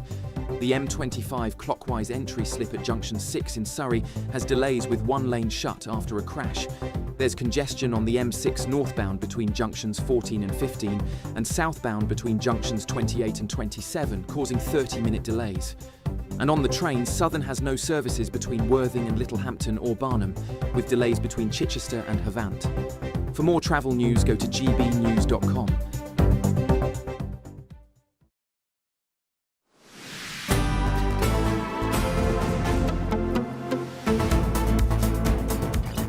Well, good. Welcome back, even, to Good Afternoon Britain. Yes. With Nana and me. More Nana, less me, I think, is what's needed. Oh, no, more you. Could there be more bad news now on the way for Britain's pubs? Yes, tax officials have been handed new guidance by HMRC, which will see pubs in character properties and those in attractive locations hit with higher business rates. So could some of the country's most beloved pubs be in line for yet another tax hike? All right, well, let's speak to the landlord of The Hand, Jonathan Greatorex. Jonathan, I'm going to ask, how lovely is your pub? Is it beautiful? Is it set in a nice location? And how do you feel about hearing this? It's utterly bonkers. I mean, it gets madder and madder, and they're just gaslighting us, this government. They are absolutely mad. I mean, let's just start off with the basic facts that my business rates this year has gone up by 70%, 70%. Okay, so you know, where's that extra money coming from in it to start with? But this is just lunacy. I mean, the industry is on its knees, and it feels like economic vandalism. That's what it feels like now. This feels as though they have waged war with hospitality. And you know what? We've had enough. Yeah, I don't blame you. Jonathan, does it... Listen, this government's got to be alive to the complaints, the criticism constantly from business, particularly small business. Do you think that it gets it, but doesn't actually care or doesn't believe you? I think it's a mixture of all of the above. I think fundamentally it's gross incompetence, because of course none of these people have ever had to make a penny, and I'm not saying they've earned a penny, but they've never had to go out and make a penny. And that's the difficult thing, is that profit has become a really dirty word with this government. But what they don't understand is that unless a business makes a profit, we can't afford to pay our taxes, can't afford to pay our staff, and they will go under. And it's just, I mean, I've sat down, I've actually been to the House of Commons, I've sat with my local MP who understands, he gets it, and he's a Labour MP, but the government are not listening. They are just not listening at all. And it's terrifying. But your local MP is part of the government. If he's listening, then where do you think the real sort of bottleneck is, where the bit where they just don't simply understand it is? Do you blame Rachel Reeves? Where would you land the blame specifically? I think there are a couple of issues. I think Rachel Reeves is clearly incompetent. I mean, had she been employed in any other, role, she would have been sacked by now. There's no two ways about it. But, as to quote the wonderful Jacob Rees-Mogg, he always says that the Treasury is the dead hand on the British economy. And I think that's the problem. The Treasury has become too bloated. It's become a self-licking ice cream, for want of a better word. It exists for its own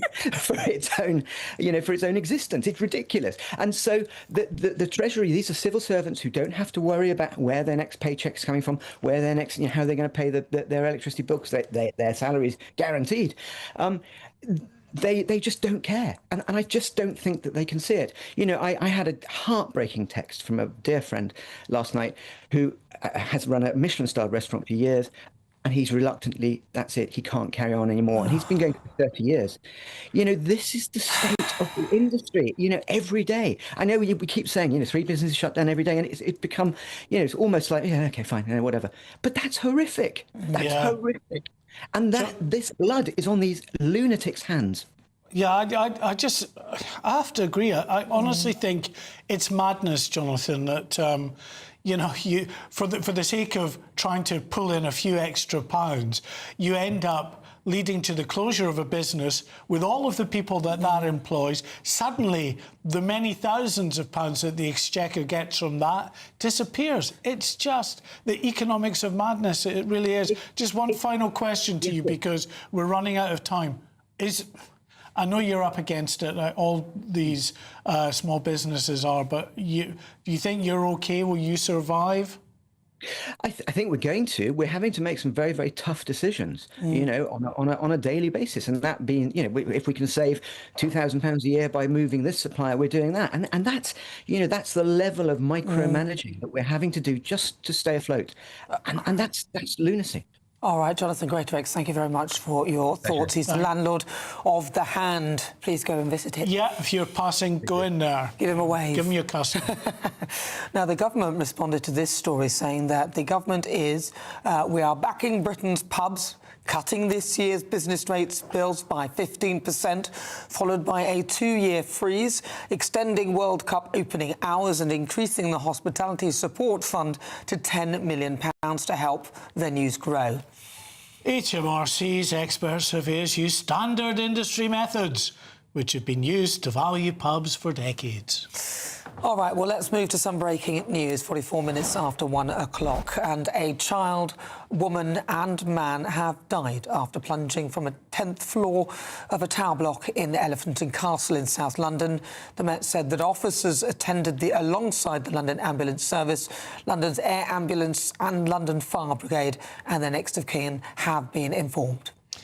Deeply disturbing story, this. Police said the deaths are being treated as unexpected and that no other injuries are being reported. We'll, of course, bring you any further updates we get on what is just an awful tragedy. All right, well, stay with us. Just coming up to 2, you're watching Good Afternoon Britain and listening on GB News. Lots more coming up on today's show. Yes, Britain is to ration prostate cancer screening. Lord Cameron, who was treated for prostate cancer, has attacked the plan to deny checks to the vast majority of men. But first, let's get the forecasts for some of the top destinations in Europe. Ready to soak up that holiday sunshine? Won't we need some cover? No worries. All sorted. All Clear Travel Insurance sponsors GB News Travel Destinations Forecast. As the warm and sunny weather leaves the UK, it continues across much of Europe with warm sunshine continuing. Still a few showers here and there, particularly across parts of Madeira, the Canary Islands. Relatively light though. Portugal and Spain seeing plenty of sunshine in towards Italy, Croatia, Greece and Turkey, perhaps a few more showers through this weekend, but they don't look particularly heavy or thundery like they have been recently. And the outlook is, well, there's more sunshine and warm weather to come. Bye-bye. All Clear Travel Insurance sponsors GB News Travel Destinations Forecast. At GB News, we love to hear from you, our loyal community. So drop us a line at gbnews.com/yoursay. There you can talk to each other and also to the presenters live on air. gbnews.com/yoursay, because GB News is your channel, Britain's news channel. Nana Akua, weekends from 3 p.m. Will not want to miss. Now, after escaping North Korea twice and surviving years of hardship, he's now campaigning for human rights and speaking out on global freedom issues here in Britain. And tonight he shares his journey, the political response to North Korea, and why he believes that the West must not stay silent. Well, I'm very pleased to say that I'm joined in the studio by Secretariat UK, all-party parliamentary group and human rights activist Timothy Cho. Well, first of all, thank you for having me here. Well, even at the reception, I was asked how did I escape from North Korea. And yes, I've been in the UK for 18 years now, but I escaped when I was 17, twice escaped. And I was imprisoned 4 times, 3 times in China, 1 time in North Korea. And especially experiencing that North Korean imprisonment. And this will continue in my eyes, how men and women being tortured and killed, and which I also treated terribly, and which I live with those scars inside and outside today. And I remember visiting Auschwitz last year, and I was sitting on my bed 3 days and remembering and what I saw there, exactly what I saw in North Korean prison cell. So why were you escaping, first of all? What was it that was making you escape? Why did you need to go? Why was it so bad? My parents first escaped, whom both of them were high school teachers in North Korea. So they escaped when I was turning age into 9 and 10. They left you there? Well, they just they didn't have other alternative choice. If they didn't make that choice, I think whole family could have taken into a prison camp. GB News, the People's Channel. Breaking news, live updates, stories that matter. From the heart of the GB newsroom to every corner of Britain, with our team of dedicated journalists across the UK. GB News bulletins are there to deliver the latest news that matters to you. Bulletins on GB News, the People's Channel, Britain's news channel. Join me, Nana Akua, for an informative, interactive news programme with a difference. It's fun. No, he didn't say that, though.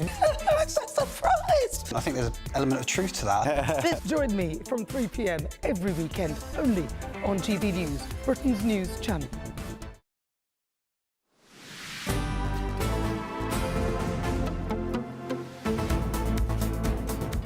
Good afternoon, Britain. 49 minutes after 1 o'clock, and Britain is to ration prostate cancer screening, despite lagging behind much of Europe on survival rates.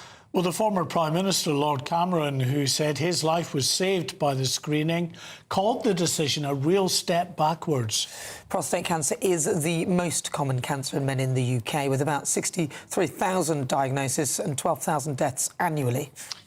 Well, joining us now is a consultant urologist and chairman of the CHAPS charity, Chris Booth. Thanks for joining us. In terms of the test itself, I mean, I wouldn't have imagined that the PSA tests, which are effectively a blood test, are massively expensive in terms of the cost to the NHS. PSA blood tests are really very cheap. They don't cost anything more than about £7 a test. So it's a very simple, very cheap test. It's also very accurate. It's often mischaracterized as providing too many false positive results and false negative results. But PSA is only a guide. If you have an abnormal PSA, then we know that 1 in 4 men with an abnormal PSA have prostate cancer. So anybody with an abnormal PSA needs to go on to the definitive test, and that is an MRI scan. MRI scanning has absolutely changed completely and revolutionized our ability to diagnose prostate cancer safely and accurately. And that's all come in the last 5 years, and we've got very good statistics demonstrating the efficacy of MRI scanning. So if that's the case, then what's behind this? Surely you would want to continue with the testing if you can detect at least 1 in 4. Why would they want to bring down the number of people getting tested? I don't know. I think that this is something that has never been properly explained either by the National Screening Committee or the Department of Health. So it's not clear to me what the hold-up is. I think we're out of line with Europe. In footballing terms, our diagnostic ability is somewhere down in the, or at least our saving of deaths is somewhere down in the old 3rd or 4th division in footballing terms. And whilst Europe is pushing ahead with screening programs, we're being held up by what appear to me to be somewhat incomprehensible recommendations coming out of our National Screening Committee. Yeah, Chris, I mean, it seems like very short-sighted penny pinching. I'm sure that if cancer, diagnosis is missed and someone has to undergo very detailed and invasive cancer treatment, that's going to cost so much more than if it was detected early. Yes, the cost of early treatment and curative treatment of early-stage prostate cancer is about £15,000, but the cost of treating stage 4 advanced prostate cancer is more than 10 times that amount. And the quality of life of men with advanced prostate cancer on long-term hormonal and chemotherapy regimes, which may keep them alive for many years, is unfortunately poor. And if you compare the quality of life of men who've had radical curative treatment versus those with Chris, we have to leave it there. You are right, it doesn't make any sense. We do have to leave it there. We've got to go to the weather. So, apologies, Chris, I didn't mean to do that, but we just have to go and we've got to hit that weather.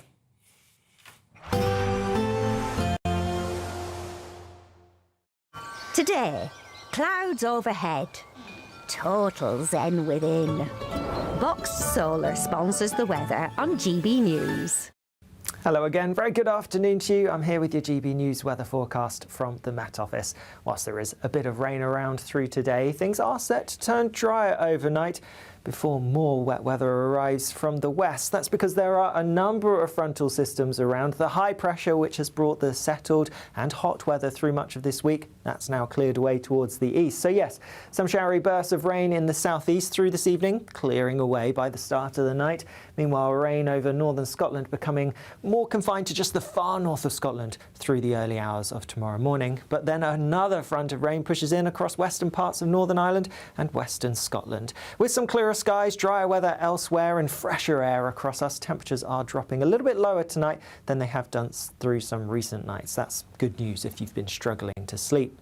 Through tomorrow morning then, quite a cloudy start across much of Scotland, just some eastern parts towards Aberdeenshire, around the Borders area, a bit brighter here, and there will be some rain starting to push its way in from the west as well. That rain will also be affecting parts of Northern Ireland, just drier, brighter towards the east, but a bright, fine start across much of England and Wales. It will be a little bit fresher than some recent mornings, but not chilly by any means, with temperatures quickly rising with the sunshine coming up. Through the day then, we'll have further cloud and rain affecting much of Scotland and Northern Ireland. The rain could be a little bit heavy at times perhaps, but across much of England and Wales, holding on to that fine weather, lots of sunshine. And whilst there is that fresher air across us, in the southeast, temperatures will be getting into the very high 20s. That would be pretty exceptional for the time of year if it wasn't for that hot spell that we had earlier on this week. Later on in the evening, little change in as much as that front continues to linger across parts of Scotland and Northern Ireland with further outbreaks of rain here, but it does edge further into parts of England and Wales. That will then push through overnight into Sunday, but then a showery day for many of us come Sunday. Bye-bye. Today, Clouds overhead. Total zen within. Boxed Solar sponsors the weather on GB News. £76,543 and 21 pence in tax-free cash could be yours this summer. That's totally tax-free cash to spend on anything you like. And remember, because it's totally tax-free cash, you'll get to keep every single penny for a chance to win. Text cash to 63225. One entry costs £2.50 plus one standard network rate message. Or text bonus to 63225. 5 entries cost £5 plus one standard network rate message. Go to gbnews.com/win. Entries start at £2.50. Call 0903 686 3232. Calls cost £2.50 plus your network access charge. Or post your name and number to GB21 PO Box 8690 Derby DE1 9TT. UK only. Entrance must be 18 or over. Lines close at 4 p.m. on the 26th of June. This is a network giveaway. Entries will be pulled. Please check the closing time if listening or watching on demand. Good luck. Do you trust what you're being told? Good, because neither do I. Those are just facts. I'm Alex Armstrong, and on my show, we'll expose the spin. Well, I want to answer that, because you didn't let me last time, because you always speak over me. The broken promises. To deny that is denying the truth. And the hypocrisy. Needs to stop. You think we can allow? Politics, policy, parliament. Nothing is off limits. No sugarcoating, no fear of offence, just the truth laid bare. Tune in every Saturday and Sunday at 9 p.m. for Alex Armstrong Tonight, only on GB News, Britain's news channel. As soon as it hits 11 and the headlines come in, Late Edition brings you the breaking news from all the front pages. because the news is going to happen. So get a head start today. Patrick Christie's Tonight, Late Edition. Alex Armstrong Tonight, Late Edition, from 11 o'clock every night. Only on GB News, the People's Channel, Britain's news channel. I've been in Westminster for a long time, but I know that though power may be here, its effect on people's lives is across the whole of the country. We may be where rules are made, but it's where they're implemented that matters. Join me, Jacob Rees-Mogg, for forthright and frank discussion on where Britain has come from, where it's going, and where it will end up. That's State of the Nation, Monday to Thursday, 8 to 9 o'clock. Vox Populi, Vox Dei. From court mornings to warm family brunches. From football to tennis in the car. In the kitchen. GB News Breakfast is there. With the stories you need and the conversations that matter. Anyway, let's talk business. Well, it has been a historic night in British politics. It's astonishing, isn't it? We're here again. To start your day just right. GB News Breakfast. Every morning from 6 a.m. Only on GB News. Britain's news channel.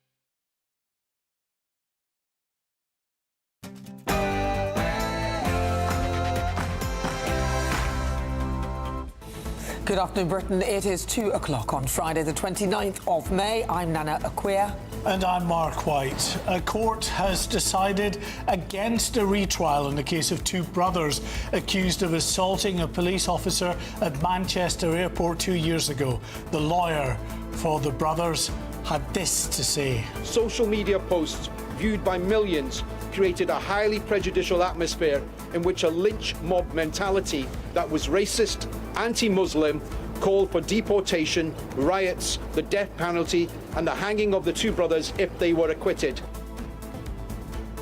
With the Crown Prosecution Service now not seeking a second retrial. For one brother, Mohammed Ahmad, he will now face sentencing. For the other brother, Mohammed Ahmad, he walks free. I'm sorry that he was handcuffed and arrested in the moments before he lost consciousness. Police handcuffed 18-year-old student stabbed victim after false claims of racism before he died. No comment from the Prime Minister yet, but Reform UK's Robert Jenrick has told GB News the ceremonial weapon used in the attack should be banned. I do think the law should change. Is there a place on our streets for swords and daggers? No. Well, there have been no further statements from Hampshire Police since that apology on yesterday's verdict. That's despite national and international uproar, with people demanding they see the body cam footage from the night. The weather's nice in the English Channel, so GB News can confirm that more illegal immigrants are en route to the UK today, on top of the 1,200 who've already arrived since last Friday. We are finalising the investment plan. That sits with the Strategic Defence Review. Yes, a year later, where is the defence investment plan? That is the question from the Conservatives this morning. The chief of NATO vows to defend every inch of our land after a Russian drone hits a block of Romanian flats. Are we seeing an escalation on NATO's eastern flank? And a fiery setback for Jeff Bezos' space ambitions as his Blue Origin rocket explodes during a launchpad test in Florida.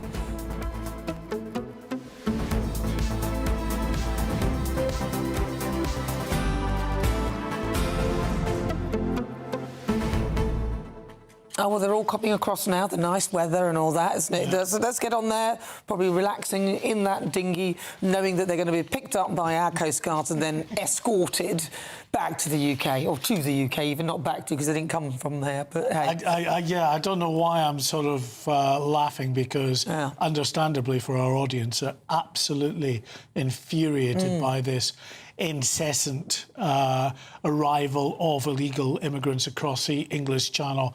And again, today, we've had 1 day's respite. Yeah. So basically, since last Friday, every single day bar yesterday, there were arrivals, usually hundreds. Do you think it was too hot for them yesterday? Just a little bit too hot? No, the only thing that's the determinant, really, of whether they cross is the wind. And the wind was just windy. A little high, so that whips up the waves and makes it fairly impassable for them. So the winds have died down again today. We're going to have good weather right throughout tonight, right through tomorrow and for the first part of Sunday. So expect hundreds more to cross. Already today there's been 50-odd who arrived into Dover on one boat, and then another migrant boat launched from way down the French coast, down just near Dieppe. I mean, that's 100 miles south of the beaches they normally launch from up in Dunkirk. And that is one of the reasons why we were saying this is happening, is because there have been actual increases in police patrols, because we were paying for it, folks. Yeah. There's the kicker. £662 million we're giving the French to police their own beaches, but they are doing that to a greater extent. But what do the people smugglers do? Well, they say, OK, fine, we'll launch 100 miles down the road, or we'll launch up in Belgium. So they've been doing that, and again today. Well, it's a global operation, isn't it, really? The People Smugglers Network is as far as the Middle East. So it's a huge network of billionaires probably making a load of money out of our system, and it's just frightening that our governments don't really seem to be doing much about it. Yeah. Well, send us your thoughts, post your comments. In fact, some of the other news channels don't even bother mentioning it. gbnews.com/your say, or scan that QR code. But first, your latest news headlines with Tatiana Sanchez.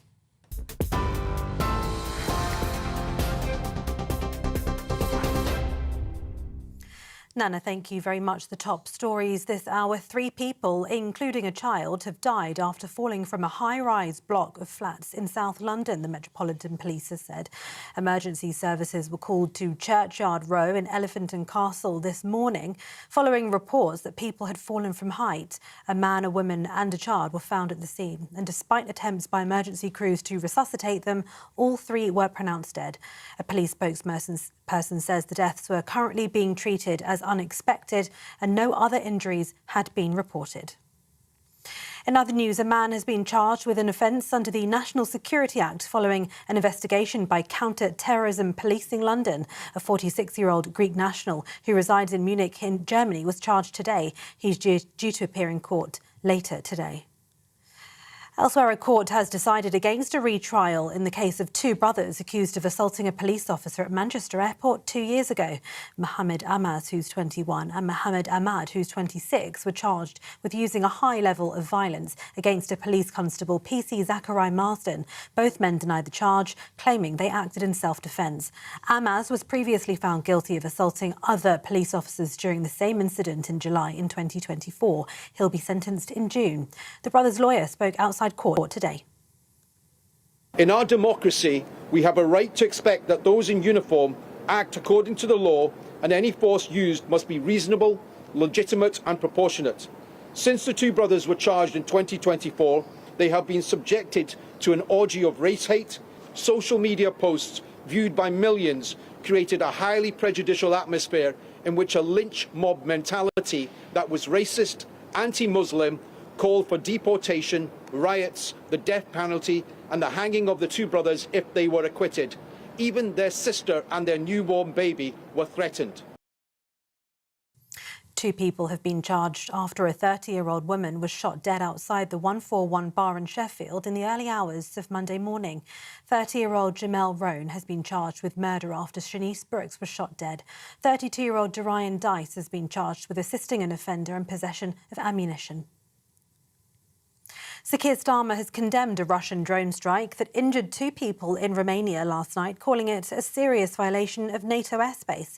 EU Commission President Ursula von der Leyen has commented, saying Russia's war of aggression has crossed yet another line.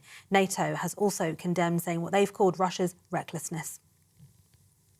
Those are the latest GB News headlines for now. You can now watch GB News live across the United States of America and the world on Truth Plus. Scan the QR code to find out more, or visit gbnews.com/truth.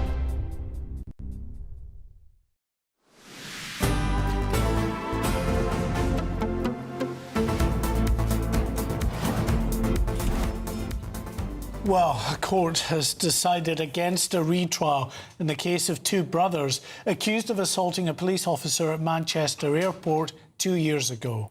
Mohammed Faye Amaz, 21, and Mohammed Ahmad, 26, were charged with using a high level of violence against a police constable. Amaz was previously found guilty of assaulting other officers during the same incident in July 2024. Both men denied the charge and claimed that they had acted in self-defence. Well, let's cross live now to Liverpool Crown Court, where our national reporter Sophie Reaper is there for us. Sophie. Well, as you rightly say, in the last couple of hours, we've heard that decision from the Crown Prosecution Service that there will not be a second retrial for the two brothers, Mohammed Amaz and Mohammed Ahmad, saying that they felt it wasn't in the public interest. Now, we also then heard from Justice Flewitt, who is the judge who's been presiding over this case from the very beginning. He agreed with that decision and instead recorded a not guilty verdict on that particular charge. Now, what that means for the first brother, the younger of the two, Mohammed Amaz, he, of course, has already been found guilty on 3 separate charges by a jury last year. He now awaits sentencing, which will take place on the 26th of June. As for his older brother, Mohammed Ahmad, he is now a free man, with the judge telling him, for you, it's now over. And he joined his defence solicitor, Mr. Anwar, outside the court after that decision had been revealed. Let's take a listen to what Mr. Anwar had to say. In our democracy, we have a right to expect that those in uniform act according to the law, and any force used must be reasonable, legitimate and proportionate. Since the two brothers were charged in 2024, they have been subjected to an orgy of race hate. Social media posts viewed by millions created a highly prejudicial atmosphere in which a lynch mob mentality that was racist, anti-Muslim, called for deportation, riots, the death penalty and the hanging of the two brothers if they were acquitted. Even their sister and their newborn baby were threatened. All right, thank you very much, Sophie Reaper, for that report. Now, a spokesman for the Independent Office for Police Conduct has said Our independent investigation into the use of force by Greater Manchester police officers during a series of arrests at Manchester Airport in July 2024 is at an advanced stage. New evidence gathered as part of the separate investigation came to our attention in October 2025, and as a result, there are now additional lines of inquiry for us to explore before we can finalise our decisions. IOPC investigators, it says, are now working through various strands of investigative material before any decisions are made on the next steps. It went on to say, we will continue to keep the relevant parties updated as we work to conclude matters as swiftly as possible. So, in other words, Nana, this continues to hang over those police officers from Greater Manchester Police till the IOPC can get their act together and decide that these officers either did or didn't act in accordance with their guidelines and the law. Yes, absolutely. I don't know. Your It's only been 2 years. Yeah, your thoughts, gbnews.com/you'll say. But next up, members of Parliament have condemned police for handcuffing a dying teenager accused of racism by his murderer in what the court heard was a wicked lie. Well, officers have since apologised after it was found that 18-year-old Henry Novak was stabbed 5 times in Southampton in December by a 23-year-old Vikram Digwa. I'm sorry that Henry's life couldn't be saved that night, and I'm sorry that he was handcuffed and arrested in the moments before he lost consciousness. When his killer made that call to police, and he called the police, not the ambulance service, he lied on that call. He lied when police attended the scene. He continued to lie as Henry's condition deteriorated. It is clear, and it is absolutely tragic, that it took them 3 minutes before they started to administer first aid. It is important, though, to say the pathologist has been clear. There's nothing officers could have done which would have saved Henry's life. Yeah, but Reform UK's Robert Jenrick has branded Henry's murder a national scandal, saying that it should trigger the same outrage as the death of George Floyd, and told GB News that the ceremonial weapon used in the attack should be banned. I do think the law should change. Is there a place on our streets for swords and daggers? No. Yeah. And should people be treated differently depending on their faith? No. So reform would change that law then? That's it would do. It's something that our Home Affairs spokesperson, Zia Youssef, is going to look at. But we believe in equality before the law. We should all be treated equally. And that means that, you and I should be treated exactly the same as somebody who is a Sikh, a Hindu or a Muslim. Well, GB News reporter Isabel Fekulak joins us now from Southampton. Isabel, good afternoon to you. A day on from this verdict and still a great deal of anger, understandably, in the community down there.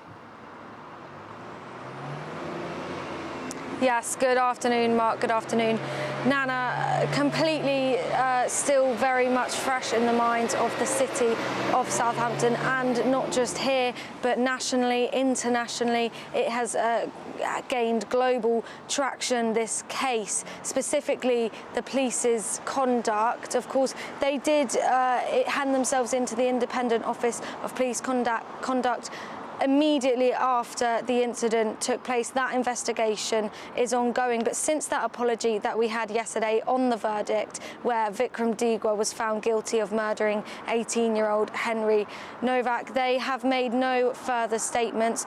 People nationally and internationally as well have been demanding that body cam footage is released into the public domain so that we can have full transparency and see exactly what happened on that night, December 3rd, when Henry Novak was stabbed 5 times and his killer called the police claiming he had been racially attacked. Now, that body cam footage being released will be very much down to the Novak family too, to see if it's something that they want to be in the public domain. It's going to be very distressing footage, of course, showing Henry Novak in the final moments of his life. And in those final moments, of course, this is the thing, he was handcuffed handcuffed and arrested. So even though the pathologist said that his wound to his chest was fatal, that it was internal bleeding that could not have been saved even if an ambulance had been called or even if the police did administer first aid from the moment they got to the scene, he spent his final moments handcuffed in a police vehicle before the police realised that he wasn't lying, that he wasn't racist, and that in fact he had been stabbed 5 times. He tried to escape from Digwa. Digwa had his phone, so he couldn't ring for help himself. Sadly, of course, he died at the scene. His last words were begging Digwa, please, brother, I am dying. Now, here at Southampton, there has been a little bit of outroar. Last night, there was a demonstration here outside the Southampton Central Station. A relatively small demonstration, but nonetheless, with the traction that this case is gaining, it's looking like those demonstrations might become more likely to happen more often. Now, Crime and Policing Minister Sarah Jones said that this is a truly horrific case and her thoughts are with Henry's family and friends. No verdict can undo the pain they are living with. So this apology, this reaction from the police is not giving people the answers they want. Should that body cam footage be released, we need to know more about what happened that night. All right, Isabel Fekulak, thank you very much. Yes, I say release the body cam footage because we'd all like to see it. Well, I think if the parents said they want that to happen, then it would be very difficult to resist. The parents don't say, then the police have the cover of saying, you know, it's too distressing to release and they won't release it. Really? Well, if I was a parent, you know, I'd want to see exactly what happened because I would not be happy with the explanation that I'm hearing. But a spokesperson for the Independent Office for Police Conduct said... Our investigation, which began following a mandatory referral from the force that we received the same day, remains ongoing and the officers involved are currently being treated as witnesses. All right, now, time to turn to some developing news today on GB News as we understand that more small boats are en route to the UK. Oh, yes, of course they are. Yeah, it comes as 1,200 migrants arrived in the UK last week, spurred on by the warm weather and calm conditions in the English Channel. Well, we're joined now by former Immigration Minister Tom Pursglove. So we all know that when the weather's nice and there's not too much of a nip in the air, that they're on their way. But now they're coming even further up from France. So they're coming over 100 miles up. Yes, and the thing that you dread, really, as the Immigration Minister or really any Minister in the Home Office is good weather. And what we see is elevated numbers of... You used to have really sleepless nights knowing it was what they call a red day tomorrow. Exactly, and I used to be very conflicted about it because I'm a keen cricketer and you don't get many weekends as a keen cricketer in a British summer. But, you know, actually you would want bad weather because you knew that the chances of crossings were far reduced when that was the case. But what we're seeing, and all of this is predictable, things like the one-in, one-out agreement just leads to, it's never going to work in the first place, but some of the adverse consequences that flow from that is the displacement of migrants into other locations to embark from coastal areas. So we're seeing more people now coming from Belgium. That is also heightened further by some of the disruption tactics that are going on. But it really proves why you can't just subcontract all of our response to this as a UK government to the French and say, you sort it, because that's never going to cut it in the first place. But also, these are sophisticated criminal gangs, well-financed. This is so lucrative, they will just find ways. It's like whack-a-mole. So what did you do about it then, you guys, when you were in office? Well, I mean, I think the partnerships with France are important because anything you can do to slow this down, to try and stop people making the crossings in the first place is a good thing. But invariably, it only tends to have the impact of slowing. That's why you need an out-and-out deterrent.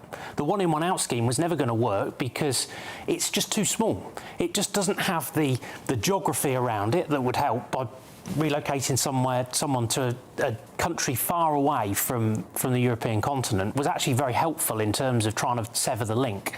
So that was why Rwanda was so important. Well, they could make the same criticism about Rwanda, that there weren't enough residences or whatever there were to accommodate the numbers that were coming over. I mean, that was the criticism, wasn't it, one of them? It was, but I would argue on that it was an uncapped scheme, that there was potential to increase the accommodation. But actually, if it had worked, you wouldn't have needed to do that, because what you needed to do was, for a period of time, go hell for leather on it, show that if you got here, the furthest you're ever going to get is a detention centre, because you were going to be at the border detained and then relocated to Rwanda if you couldn't be returned to your country of origin. And that's the problem, because we've seen the figures that show that only 7% of those who've arrived have actually been returned to country of origin, which shows just why you need this deterrent. I think Rwanda could have worked, and you're right. The only way to have done it would have been to say, from this date forward, anyone that comes across the channel immediately is sent to Rwanda. And then those coming, not doing it retrospectively from those that arrived a year ago, but from a certain date forward. And then you know that you come across, you're paying 3,000 quid. All you're doing is paying 3,000 quid for an airfare to Rwanda and to be resettled there. It would have stopped it, which just makes it all the more puzzling, to say the very least, that Rishi Sunak decided to call the election when he did and not give this a chance. I agree. And, a lot of my time since I've left the House of Commons has been spent mulling on that very point. I didn't favour having the election when we had it. We needed to get those flights off. Also, on the legal migration side, the numbers were coming down. The changes I'd introduced with James Cleverly were bringing numbers down quite considerably. Another 6 months of people seeing that may well have been very helpful to the Conservative cause. Would it have changed the overall result? Perhaps not. But I think a lot of people would have been happier had they seen more grip on those issues, which time would have given us. But also, it would perhaps have allowed for an even deeper debate on what Labour might have done had they come to office. Because what we've seen is a lot of tough talk from the Home Secretary, who I think gets quite an easy ride on this, really, because the delivery is very lacking in terms of actual impact. But things like, under us, we had changed the law. These people were banned from having asylum. But they changed it back, didn't they? They have, so they've unwound all of that. So the Border Security Bill, as they call it, I would call it the Border Insecurity Bill, because things like scientific age assessments, they scrapped everything we put in place. They took that away. Banning these people from having asylum, all been scrapped. So the regime today is weaker than the legislative base that they inherited, despite all of the tough talk to the contrary. Why do you think that they are doing this? Because, to me, it doesn't make any sense. If you want to look after the people who are already in your own country, you can see the problem that mass migration causes, and in particular the illegal one, which you have very little control of. Why do you think that they have sort of let go of the reins and just let it flow? I think that a lot of Labour MPs aren't that bothered about it. I think some of them have to be performatively bothered about it because their constituents are, but there just isn't that recognition. They're just not sound on these issues. And I think back to my time in office, they opposed everything that we tried to do. The Nationality and Borders Act, all of those measures I just touched on, they either voted against or spoke against, often both. They just don't get it. There is just a complete disconnect, and all of the while, Alan Milburn this week has talked about the social contract. The social contract is being completely obliterated by the unfairness that people understandably feel when they look on their televisions or they read in their newspapers or they see online people pouring into our country with no consequences, very limited prospect of being returned back to country of origin or removed anywhere for that matter. And I just don't think that is a sustainable position for us to be in, because it isn't fair to taxpayers who have to stick their hand in their pocket. By the way, their taxes are going up and they're seeing their public services get worse, to fund people who are breaking the law and acting in a totally unacceptable way. OK, Tom Pursglove, thank you very much indeed for that. And as we speak, one small boat load has arrived in Dover, 50-odd on that, and another one which has come out from a beach away down near Dieppe, 100 miles away from Dunkirk, is currently making its way up the coast. It's a taxi boat, so it pulls into the odd beach as it's coming up, gets another dozen or two migrants on board, makes sure it's nice and full before it comes into UK waters later this afternoon. All right, Tom Pursglove, thank you so much. Right. Well, the Home Office spokesperson said the government is bearing down on small boat crossings. We've stopped over 40,000 crossing attempts since the government came into office. Through our joint work with the French, the Home Office Secretary has announced the most sweeping reforms to tackle illegal migration in modern times, removing the incentives that bring illegal migrants to the UK and scaling up the return of those with no right to be here. Right, well, this is Good Afternoon Britain with Nana and me. Lots more coming up on the show. Yes, a fiery setback for Jeff Bezos' space ambitions as his Blue Origin rocket explodes during a launch pad test in Florida. But after the break... We are finalising the investment plan. That sits with the Strategic Defence Review. Yeah, where is the defence investment plan? That's a question. And the Conservatives this morning will have all the details on that. Yes, all of that and much more to come. You're with GB News, Britain's number one news channel.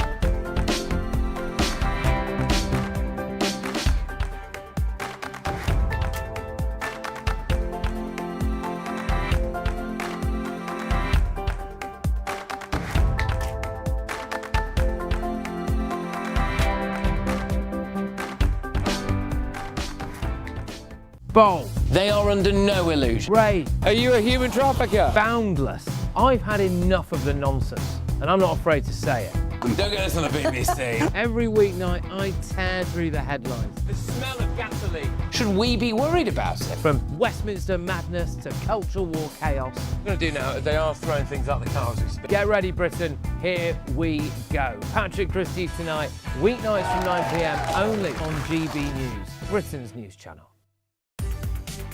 From the school run to the home run, watch a new show for all of Britain. So he can say whatever he wants. A straight talking show where all voices are heard.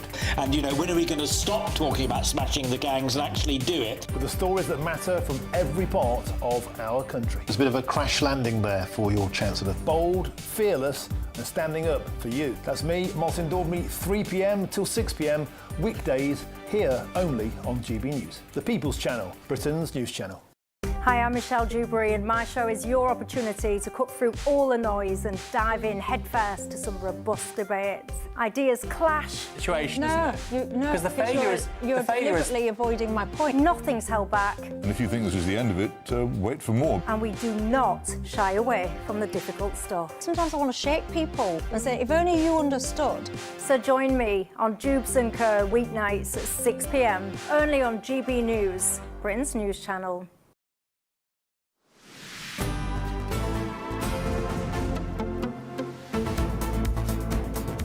Good afternoon, Britain. 29 minutes after 2 o'clock, and young people will be offered tens of thousands of new work placements and training opportunities as the government steps up efforts to tackle rising joblessness.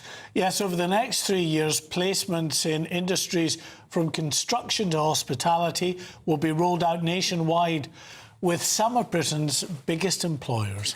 Now, these include Manchester and Gatwick airports, with ministers insisting that the opportunities will reach young people right across the country. And all this comes as the government is also still to publish its long-awaited defence investment plan. We're joined now by our political editor, Christopher Hope. Christopher, so what more can you tell us about all of this?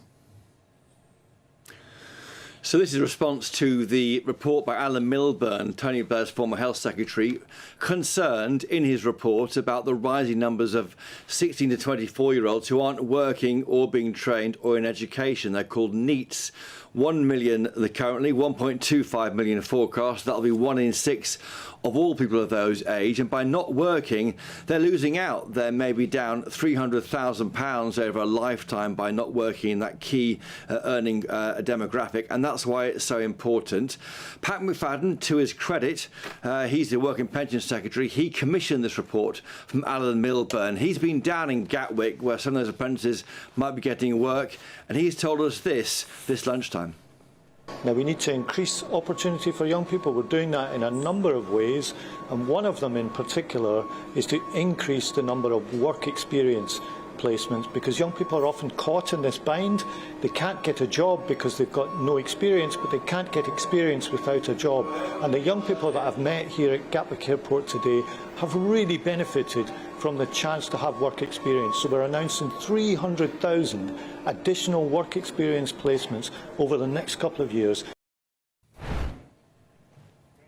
So on the face of it, the 300,000 opportunities will barely touch the side. That's the concern, that it won't really help these poor young people who need to get into work. And frankly, this is a plague on all their houses. Yes, Rachel Reeves has not done well, I think, with piling up more tax and red tape on businesses.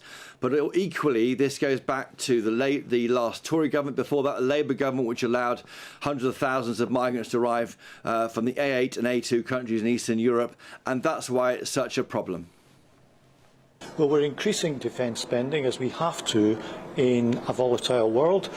We've signed a number of new defence contracts, including a £1 billion contract on new howitzers just last week. The Defence Investment Plan will be published when it's ready. It's important to get this right, because ensuring the protection of the country and the protection of the people is the #1 duty of any government, and it's one that we will fulfil. That's Pat McFadden, of course. Now, he knows jolly well that the lack of this defence industrial strategy and the spending plan we're expecting is a problem. It's an embarrassment. We're approaching 12 months since Lord Robertson of Portel and George Robertson, the former Labour Defence Secretary and NATO Secretary General, he published that report. He issued a statement earlier this year, I should say, saying we are on course to spend more on welfare than defence. For all the talk from the government about defence matters, this government has got to put its money where its mouth is. £18 billion is the figure. We haven't yet seen where that money will be spent, how they'll pay for it. It's becoming an embarrassment. The next line in the sand in my world of politics is the July 7th NATO summit. There must be money announced by then. If not, this will become an absolute embarrassment for this government. But if they say we're under threat, if they say we're at war, in a proxy war with our enemies at the moment, then spend the money to protect us. Well, Chris, I mean, you might say it's becoming an embarrassment. I'd say that actually it is already an embarrassment, that the government has lost all credibility on this as every month passes. And all we get, of course, are reports of the crisis within defence, not being able to get a destroyer from the Royal Navy up and running in time to get across to the likes of Cyprus. Yet another frigate from the Navy being paid off because it's too old and there's not enough crew to manage it. All the while, these are the stories we're getting, and this defence investment plan's not even out there.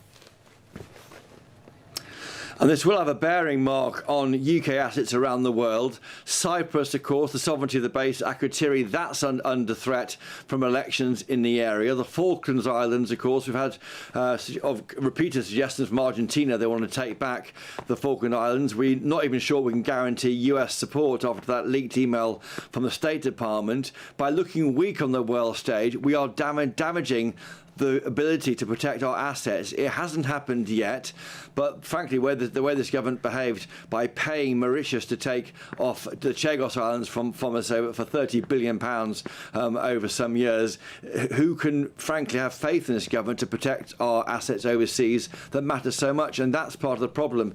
That's why it matters so much. But of course, the issue is there's not enough money to go around. Other competing demands in government, not least supporting those young people who can't get work, getting them back into work. Why can't that happen? I know Nana's got her solution, of course, something to do with the national service, Nana. Well, Christopher, thank you very much. I vote that Nana should go off on a bit of national service. Oh, I would. Good. Nambo, I'd be there. I'd have all my markers and everything. I'd be wearing stilettos, heels, everything, gun holster there, everything. Don't mess with the Nambo. Don't mess with Nambo.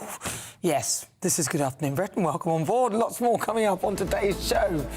The chief of NATO vows to defend every inch of our land after a Russian drone hits a block of flats in Romania. Are we seeing an escalation on NATO's eastern flank? Well, all of that and much more to come. You're with GB News, Britain's #1 news channel.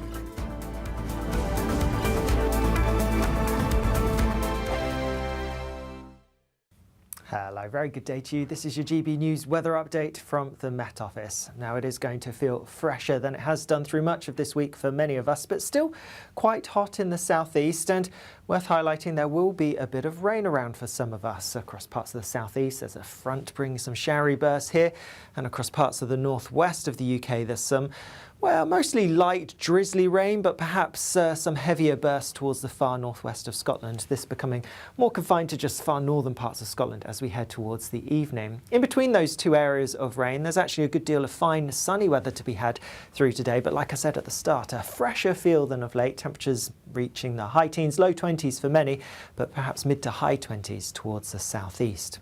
Into this evening then, and still a bit of rain around across some parts of Scotland, like I said, becoming largely confined to northern areas as we head through later on in the day. And in fact, some eastern and southern parts avoiding much of the rain through a large chunk of the day, so staying generally dry. A fine end to the day across Northern Ireland and across much of England and Wales. Just in the southeast, a bit of cloud, a little bit of showery rain continuing, but here it is going to turn drier through into the start of the night as any showers clear away. Also clearing away will be the rain across northern parts of Scotland. It will take a little while to do so, but it is going to turn largely dry for a short period of time. I say short period of time because there is a front coming in from the west, and that's going to bring rain to Northern Ireland and western Scotland later on. Temperatures will be a little bit lower than some recent nights. Clearer skies, slightly fresher air, allowing some places to drop into single figures, so a bit more comfortable for sleeping for many of us. And then into Saturday, well, a bit of a northwest southeast split, wetter, cloudier towards the northwest, particularly across Scotland and Northern Ireland, across the bulk of England and Wales, especially towards the southeast, staying fine, lots of sunshine and still pretty hot. Could see very high 20s in the southeast, so watch out for that. Bye-bye. Thank you, Britain, for all of you who listen to GB News Radio. Whether you're at home or on the go, you're making us Britain's news channel and Britain's radio station.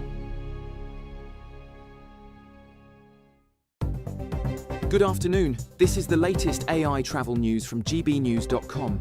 Caution is advised on the A92 Tay Road Bridge due to high winds, with a 30 miles per hour speed limit and restrictions on double-decker buses. Lane closures on the A46 southbound in Nottinghamshire due to a collision create a 10-minute delay on the northbound side in Warwickshire. Delays are expected on the M25 between junctions 29 and 30, with a lane closed at junction 6 in Surrey. The A30 westbound in Cornwall is closed due to a collision, and on the trains, southern services face severe disruption with no trains between Worthing and Littlehampton or Barnham, and delays between Chichester and Havant. For more travel news, go to gbnews.com.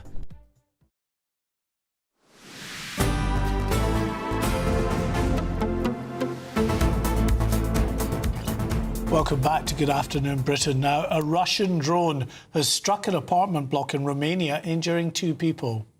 Romania is a NATO member with European leaders warning Moscow may have crossed a red line, and there are growing fears Russia's war in Ukraine is now spiralling to the neighbouring countries. The NATO chief has vowed to defend every inch of our land. In the last hour, the Romanian president says allies' response proves there is Euro-Atlantic solidarity. Well, joining us now is NATO historian, journalist and ex-reserve officer Dr. Peter Caddick-Adams.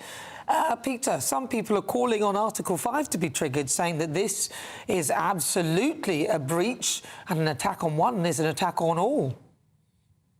I don't think it's an attack. All the indications are that this drone, which emanated from Russia, flew over Ukrainian territory and ended up crossing the border into Romania by accident. It doesn't excuse that. It's not the first time it's happened, but I don't think that fulfills the definition of an attack.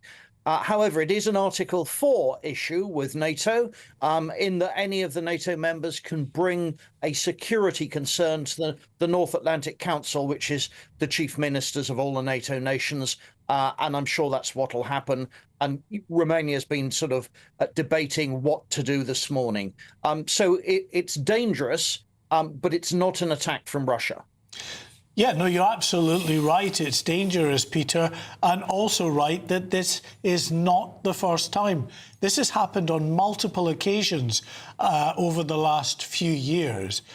Is there an argument? I know that we don't want to escalate things very significantly, but is there an argument for some kind of operation to strike at least a drone factory in Russia to hammer home this message that this kind of activity will not be tolerated? Well, of course, that's what Ukraine has been doing almost nightly, targeting not only oil refineries, but factories and depots where armaments are manufactured and stored, and sometimes from where they're deployed. So that's carrying on. The big worry is that NATO doesn't directly get involved with Russia, and Russia has been accusing NATO of committing sort of warlike activities. I mean, this is all Russia's fault, and drones have crossed into neighbouring NATO countries on 47 occasions since the war began. So there's been quite a bit of leakage. This is the first time civilians have been injured. And it happens to be in Romania. But I mean, Poland's taken quite a few. All the Baltic states have. So in one respect, this is nothing new. It's sheer good fortune that the drone was flying very low. It's flying at only about 50 feet, we think, and hit the elevator shaft of that apartment block, which is why only 2 people were injured. The death toll could have been much, much higher. So we had a lot of good fortune there. The big problem now is that Romania has decided to expel one of the Russian diplomats from Romania, but it's how we slap them on the wrist, because we've enacted several packages of sanctions against Russian individuals throughout Europe and indeed in Russia. How do we escalate without going to war? And that'll be the big problem exercising NATO ministers and the Romanians themselves. And I think you make a good point, because if there is no consequence to that activity, even if it is by accident, then what's to stop Russia from sort of not accidentally, sort of accidentally on purpose, encroaching on NATO territory in that manner? Yeah, I mean, that's exactly it. It's sort of accidentally on purpose. They need a slap on the wrist each and every time. Otherwise, they will allow it to happen again in the future with less and less worry. So this is treated extremely seriously every time. And there's usually some kind of diplomatic follow on with Russian diplomats being expelled or sanctions against named individuals. And that will carry on. And I think the EU have already agreed a package even today. So the flash to bang is really important as well. But of course, Russia has been denying all knowledge of this. They've said that there's no evidence that the drone is Russian at all. Of course, we know it is. And the Romanians were apparently tracking it, but they didn't want to shoot it down because it was over a city. And if they fired missiles, then the bits of the drone could injure their own people, and also whatever weapons they used to fire at the drone might well have inflicted Romanian casualties as well. So I think the Romanian Air Force are re-examining their interception policies. to make it as good and as sharp and as quick as those that happen over the border in Ukraine. So there's a bit to learn from this, but it won't be the last time you and I are talking about drones leaking out of Ukraine into neighbouring countries, unfortunately. OK, Dr. Peter Caddick-Adams, great, as always, to get your insight. Thanks very much. Right, 45 minutes after 2 o'clock. This is Good Afternoon Britain on GB News. Lots more coming up on today's show.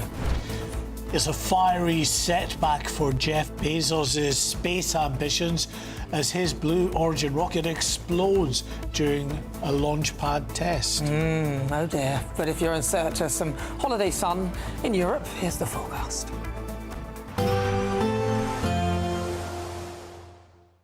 Ready to soak up that holiday sunshine? Won't we need some cover? No worries. All sorted. All Clear Travel Insurance sponsors GB News Travel Destinations Forecast. As the warm and sunny weather leaves the UK, it continues across much of Europe with warm sunshine continuing. Still a few showers here and there, particularly across parts of Madeira, the Canary Islands. Relatively light though. Portugal and Spain seeing plenty of sunshine in towards Italy, Croatia, Greece and Turkey, perhaps a few more showers through this weekend, but they don't look particularly heavy or thundery like they have been recently. And the outlook is, well, there's more sunshine and warm weather to come. Bye-bye. All Clear Travel Insurance sponsors GB News Travel Destinations Forecast.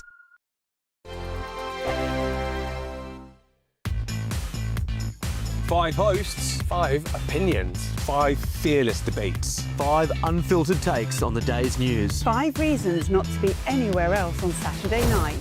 This is the Saturday 5. You got me.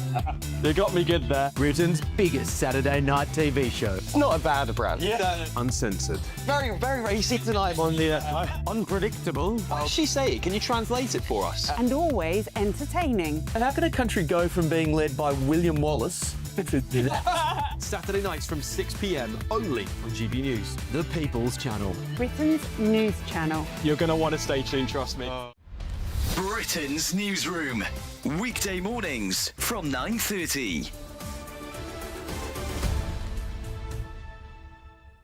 So we have the first and second speaker first, and these are 7 minutes long, and then you have the summary speak, which is 5 minutes long, done by Josh. Then you have points of information, or POIs as they're called, and they allow the opposing team or opposing bench to then try and put off the team as it is. And it's really exciting opportunity and experiences for us to be a part of. And how much swatting, revising did you guys have to do before this? Because you presumably you went through various rounds before you got to the semi-final and then the final. Was there a lot of revising?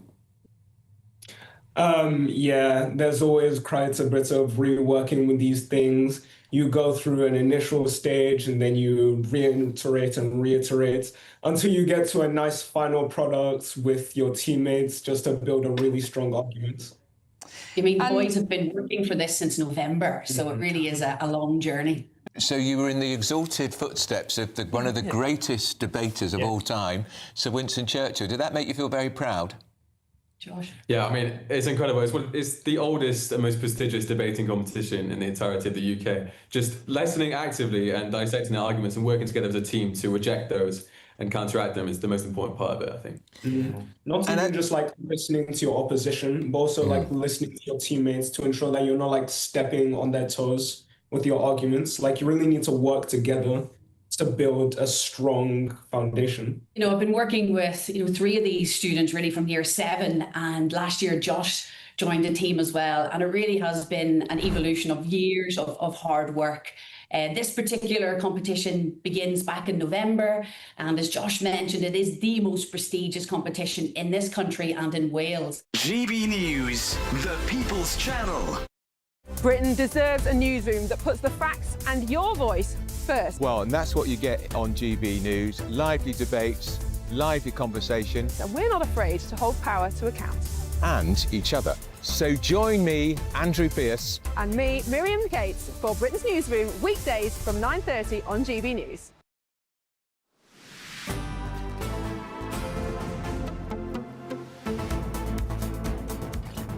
Welcome back. Now, a Blue Origin rocket has exploded in a fireball during a late-night launch pad test in Florida.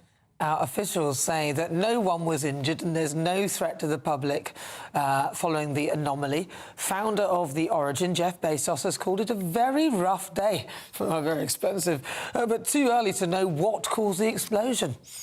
Well, joining us now is the space and planetary scientist, Andy Lound. Hello. Good afternoon, Andy. I mean, in terms of this setback, I mean, it's a terrible loss of revenue for Mr. Bezos there. But, you know, I guess it's part and parcel of the move forward to try to determine what possible anomalies there are. Yes, it's part of the game, unfortunately, in rocketry and spaceflight in general. The seriousness of this is quite serious because he's got to get this heavy launch vehicle up and running because the Artemis program, which has now been laid out nicely, is reliant heavily on SpaceX and Blue Origin rockets to actually do this. It's absolutely critical. And the New Glenn is a very, very strong heavy lift vehicle. And that's actually needed to put landers on the surface of the moon, hopefully starting later this year.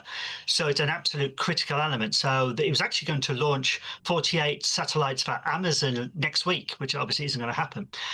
So they've got to try and get this solved because it is a critical element for the program. More serious than that, though, however, is the damage that's been caused to the launch site, LC-36. This is the only launch site which can launch the New Glenn rocket. So the New Glenn rocket is grounded anyway, as they sort the problem out, but it'll remain grounded until they rebuild or repair the whole launch site. That's more serious than anything else, really, because that's got to be put back into place. Well, that's what I was looking at, and also your very, very fetching jacket, I must say, which is very nice, very planetary. But look, I get the importance of this, but very briefly, so what? We can't do anything when we get to any of these planets anyway. We're just out there going, hey, and then we come back. No. We could do an awful lot of work. There's a lot of research work to be done on the surface of the moon by scientists who can look at the evolution and development of the solar system, the evolution of the Earth, how the Earth actually formed initially, rare materials that we might find on the moon that we could use down here on Earth for our electronics industry. There's the development of the technologies themselves, which is all green tech, which you need on the moon, which you can use back here on Earth. To keep astronauts alive, you actually need new facilities to keep people protected against things like radiation and in difficult environments, and keeping them alive in a low gravity environment, and that's leads to medical breakthroughs which will come back down here to the Earth. So the pushing forward of this kind of technology when we go forward actually helps our planet down here and helps the development of our species. All right, Andy Loud, perfect timing, space and planetary scientist in a very fetching planetary jacket. I must say, I want one of those. Thank you very much. Yeah, I mean, I think it's great, you know, and it's our stepping stone to Mars and then other outer planets and stars. Have you seen Total Recall? Yes. You don't really want to go on Mars. There's no air there. I'm a big sci-fi buff. One of my favourite movies. Well, listen, thank you so much for watching Good Afternoon Britain. I'm back tomorrow. It's Saturday, 3 o'clock. Make sure you join me. Yeah, don't go anywhere because it's Martin next. But before that, it's your weather forecast.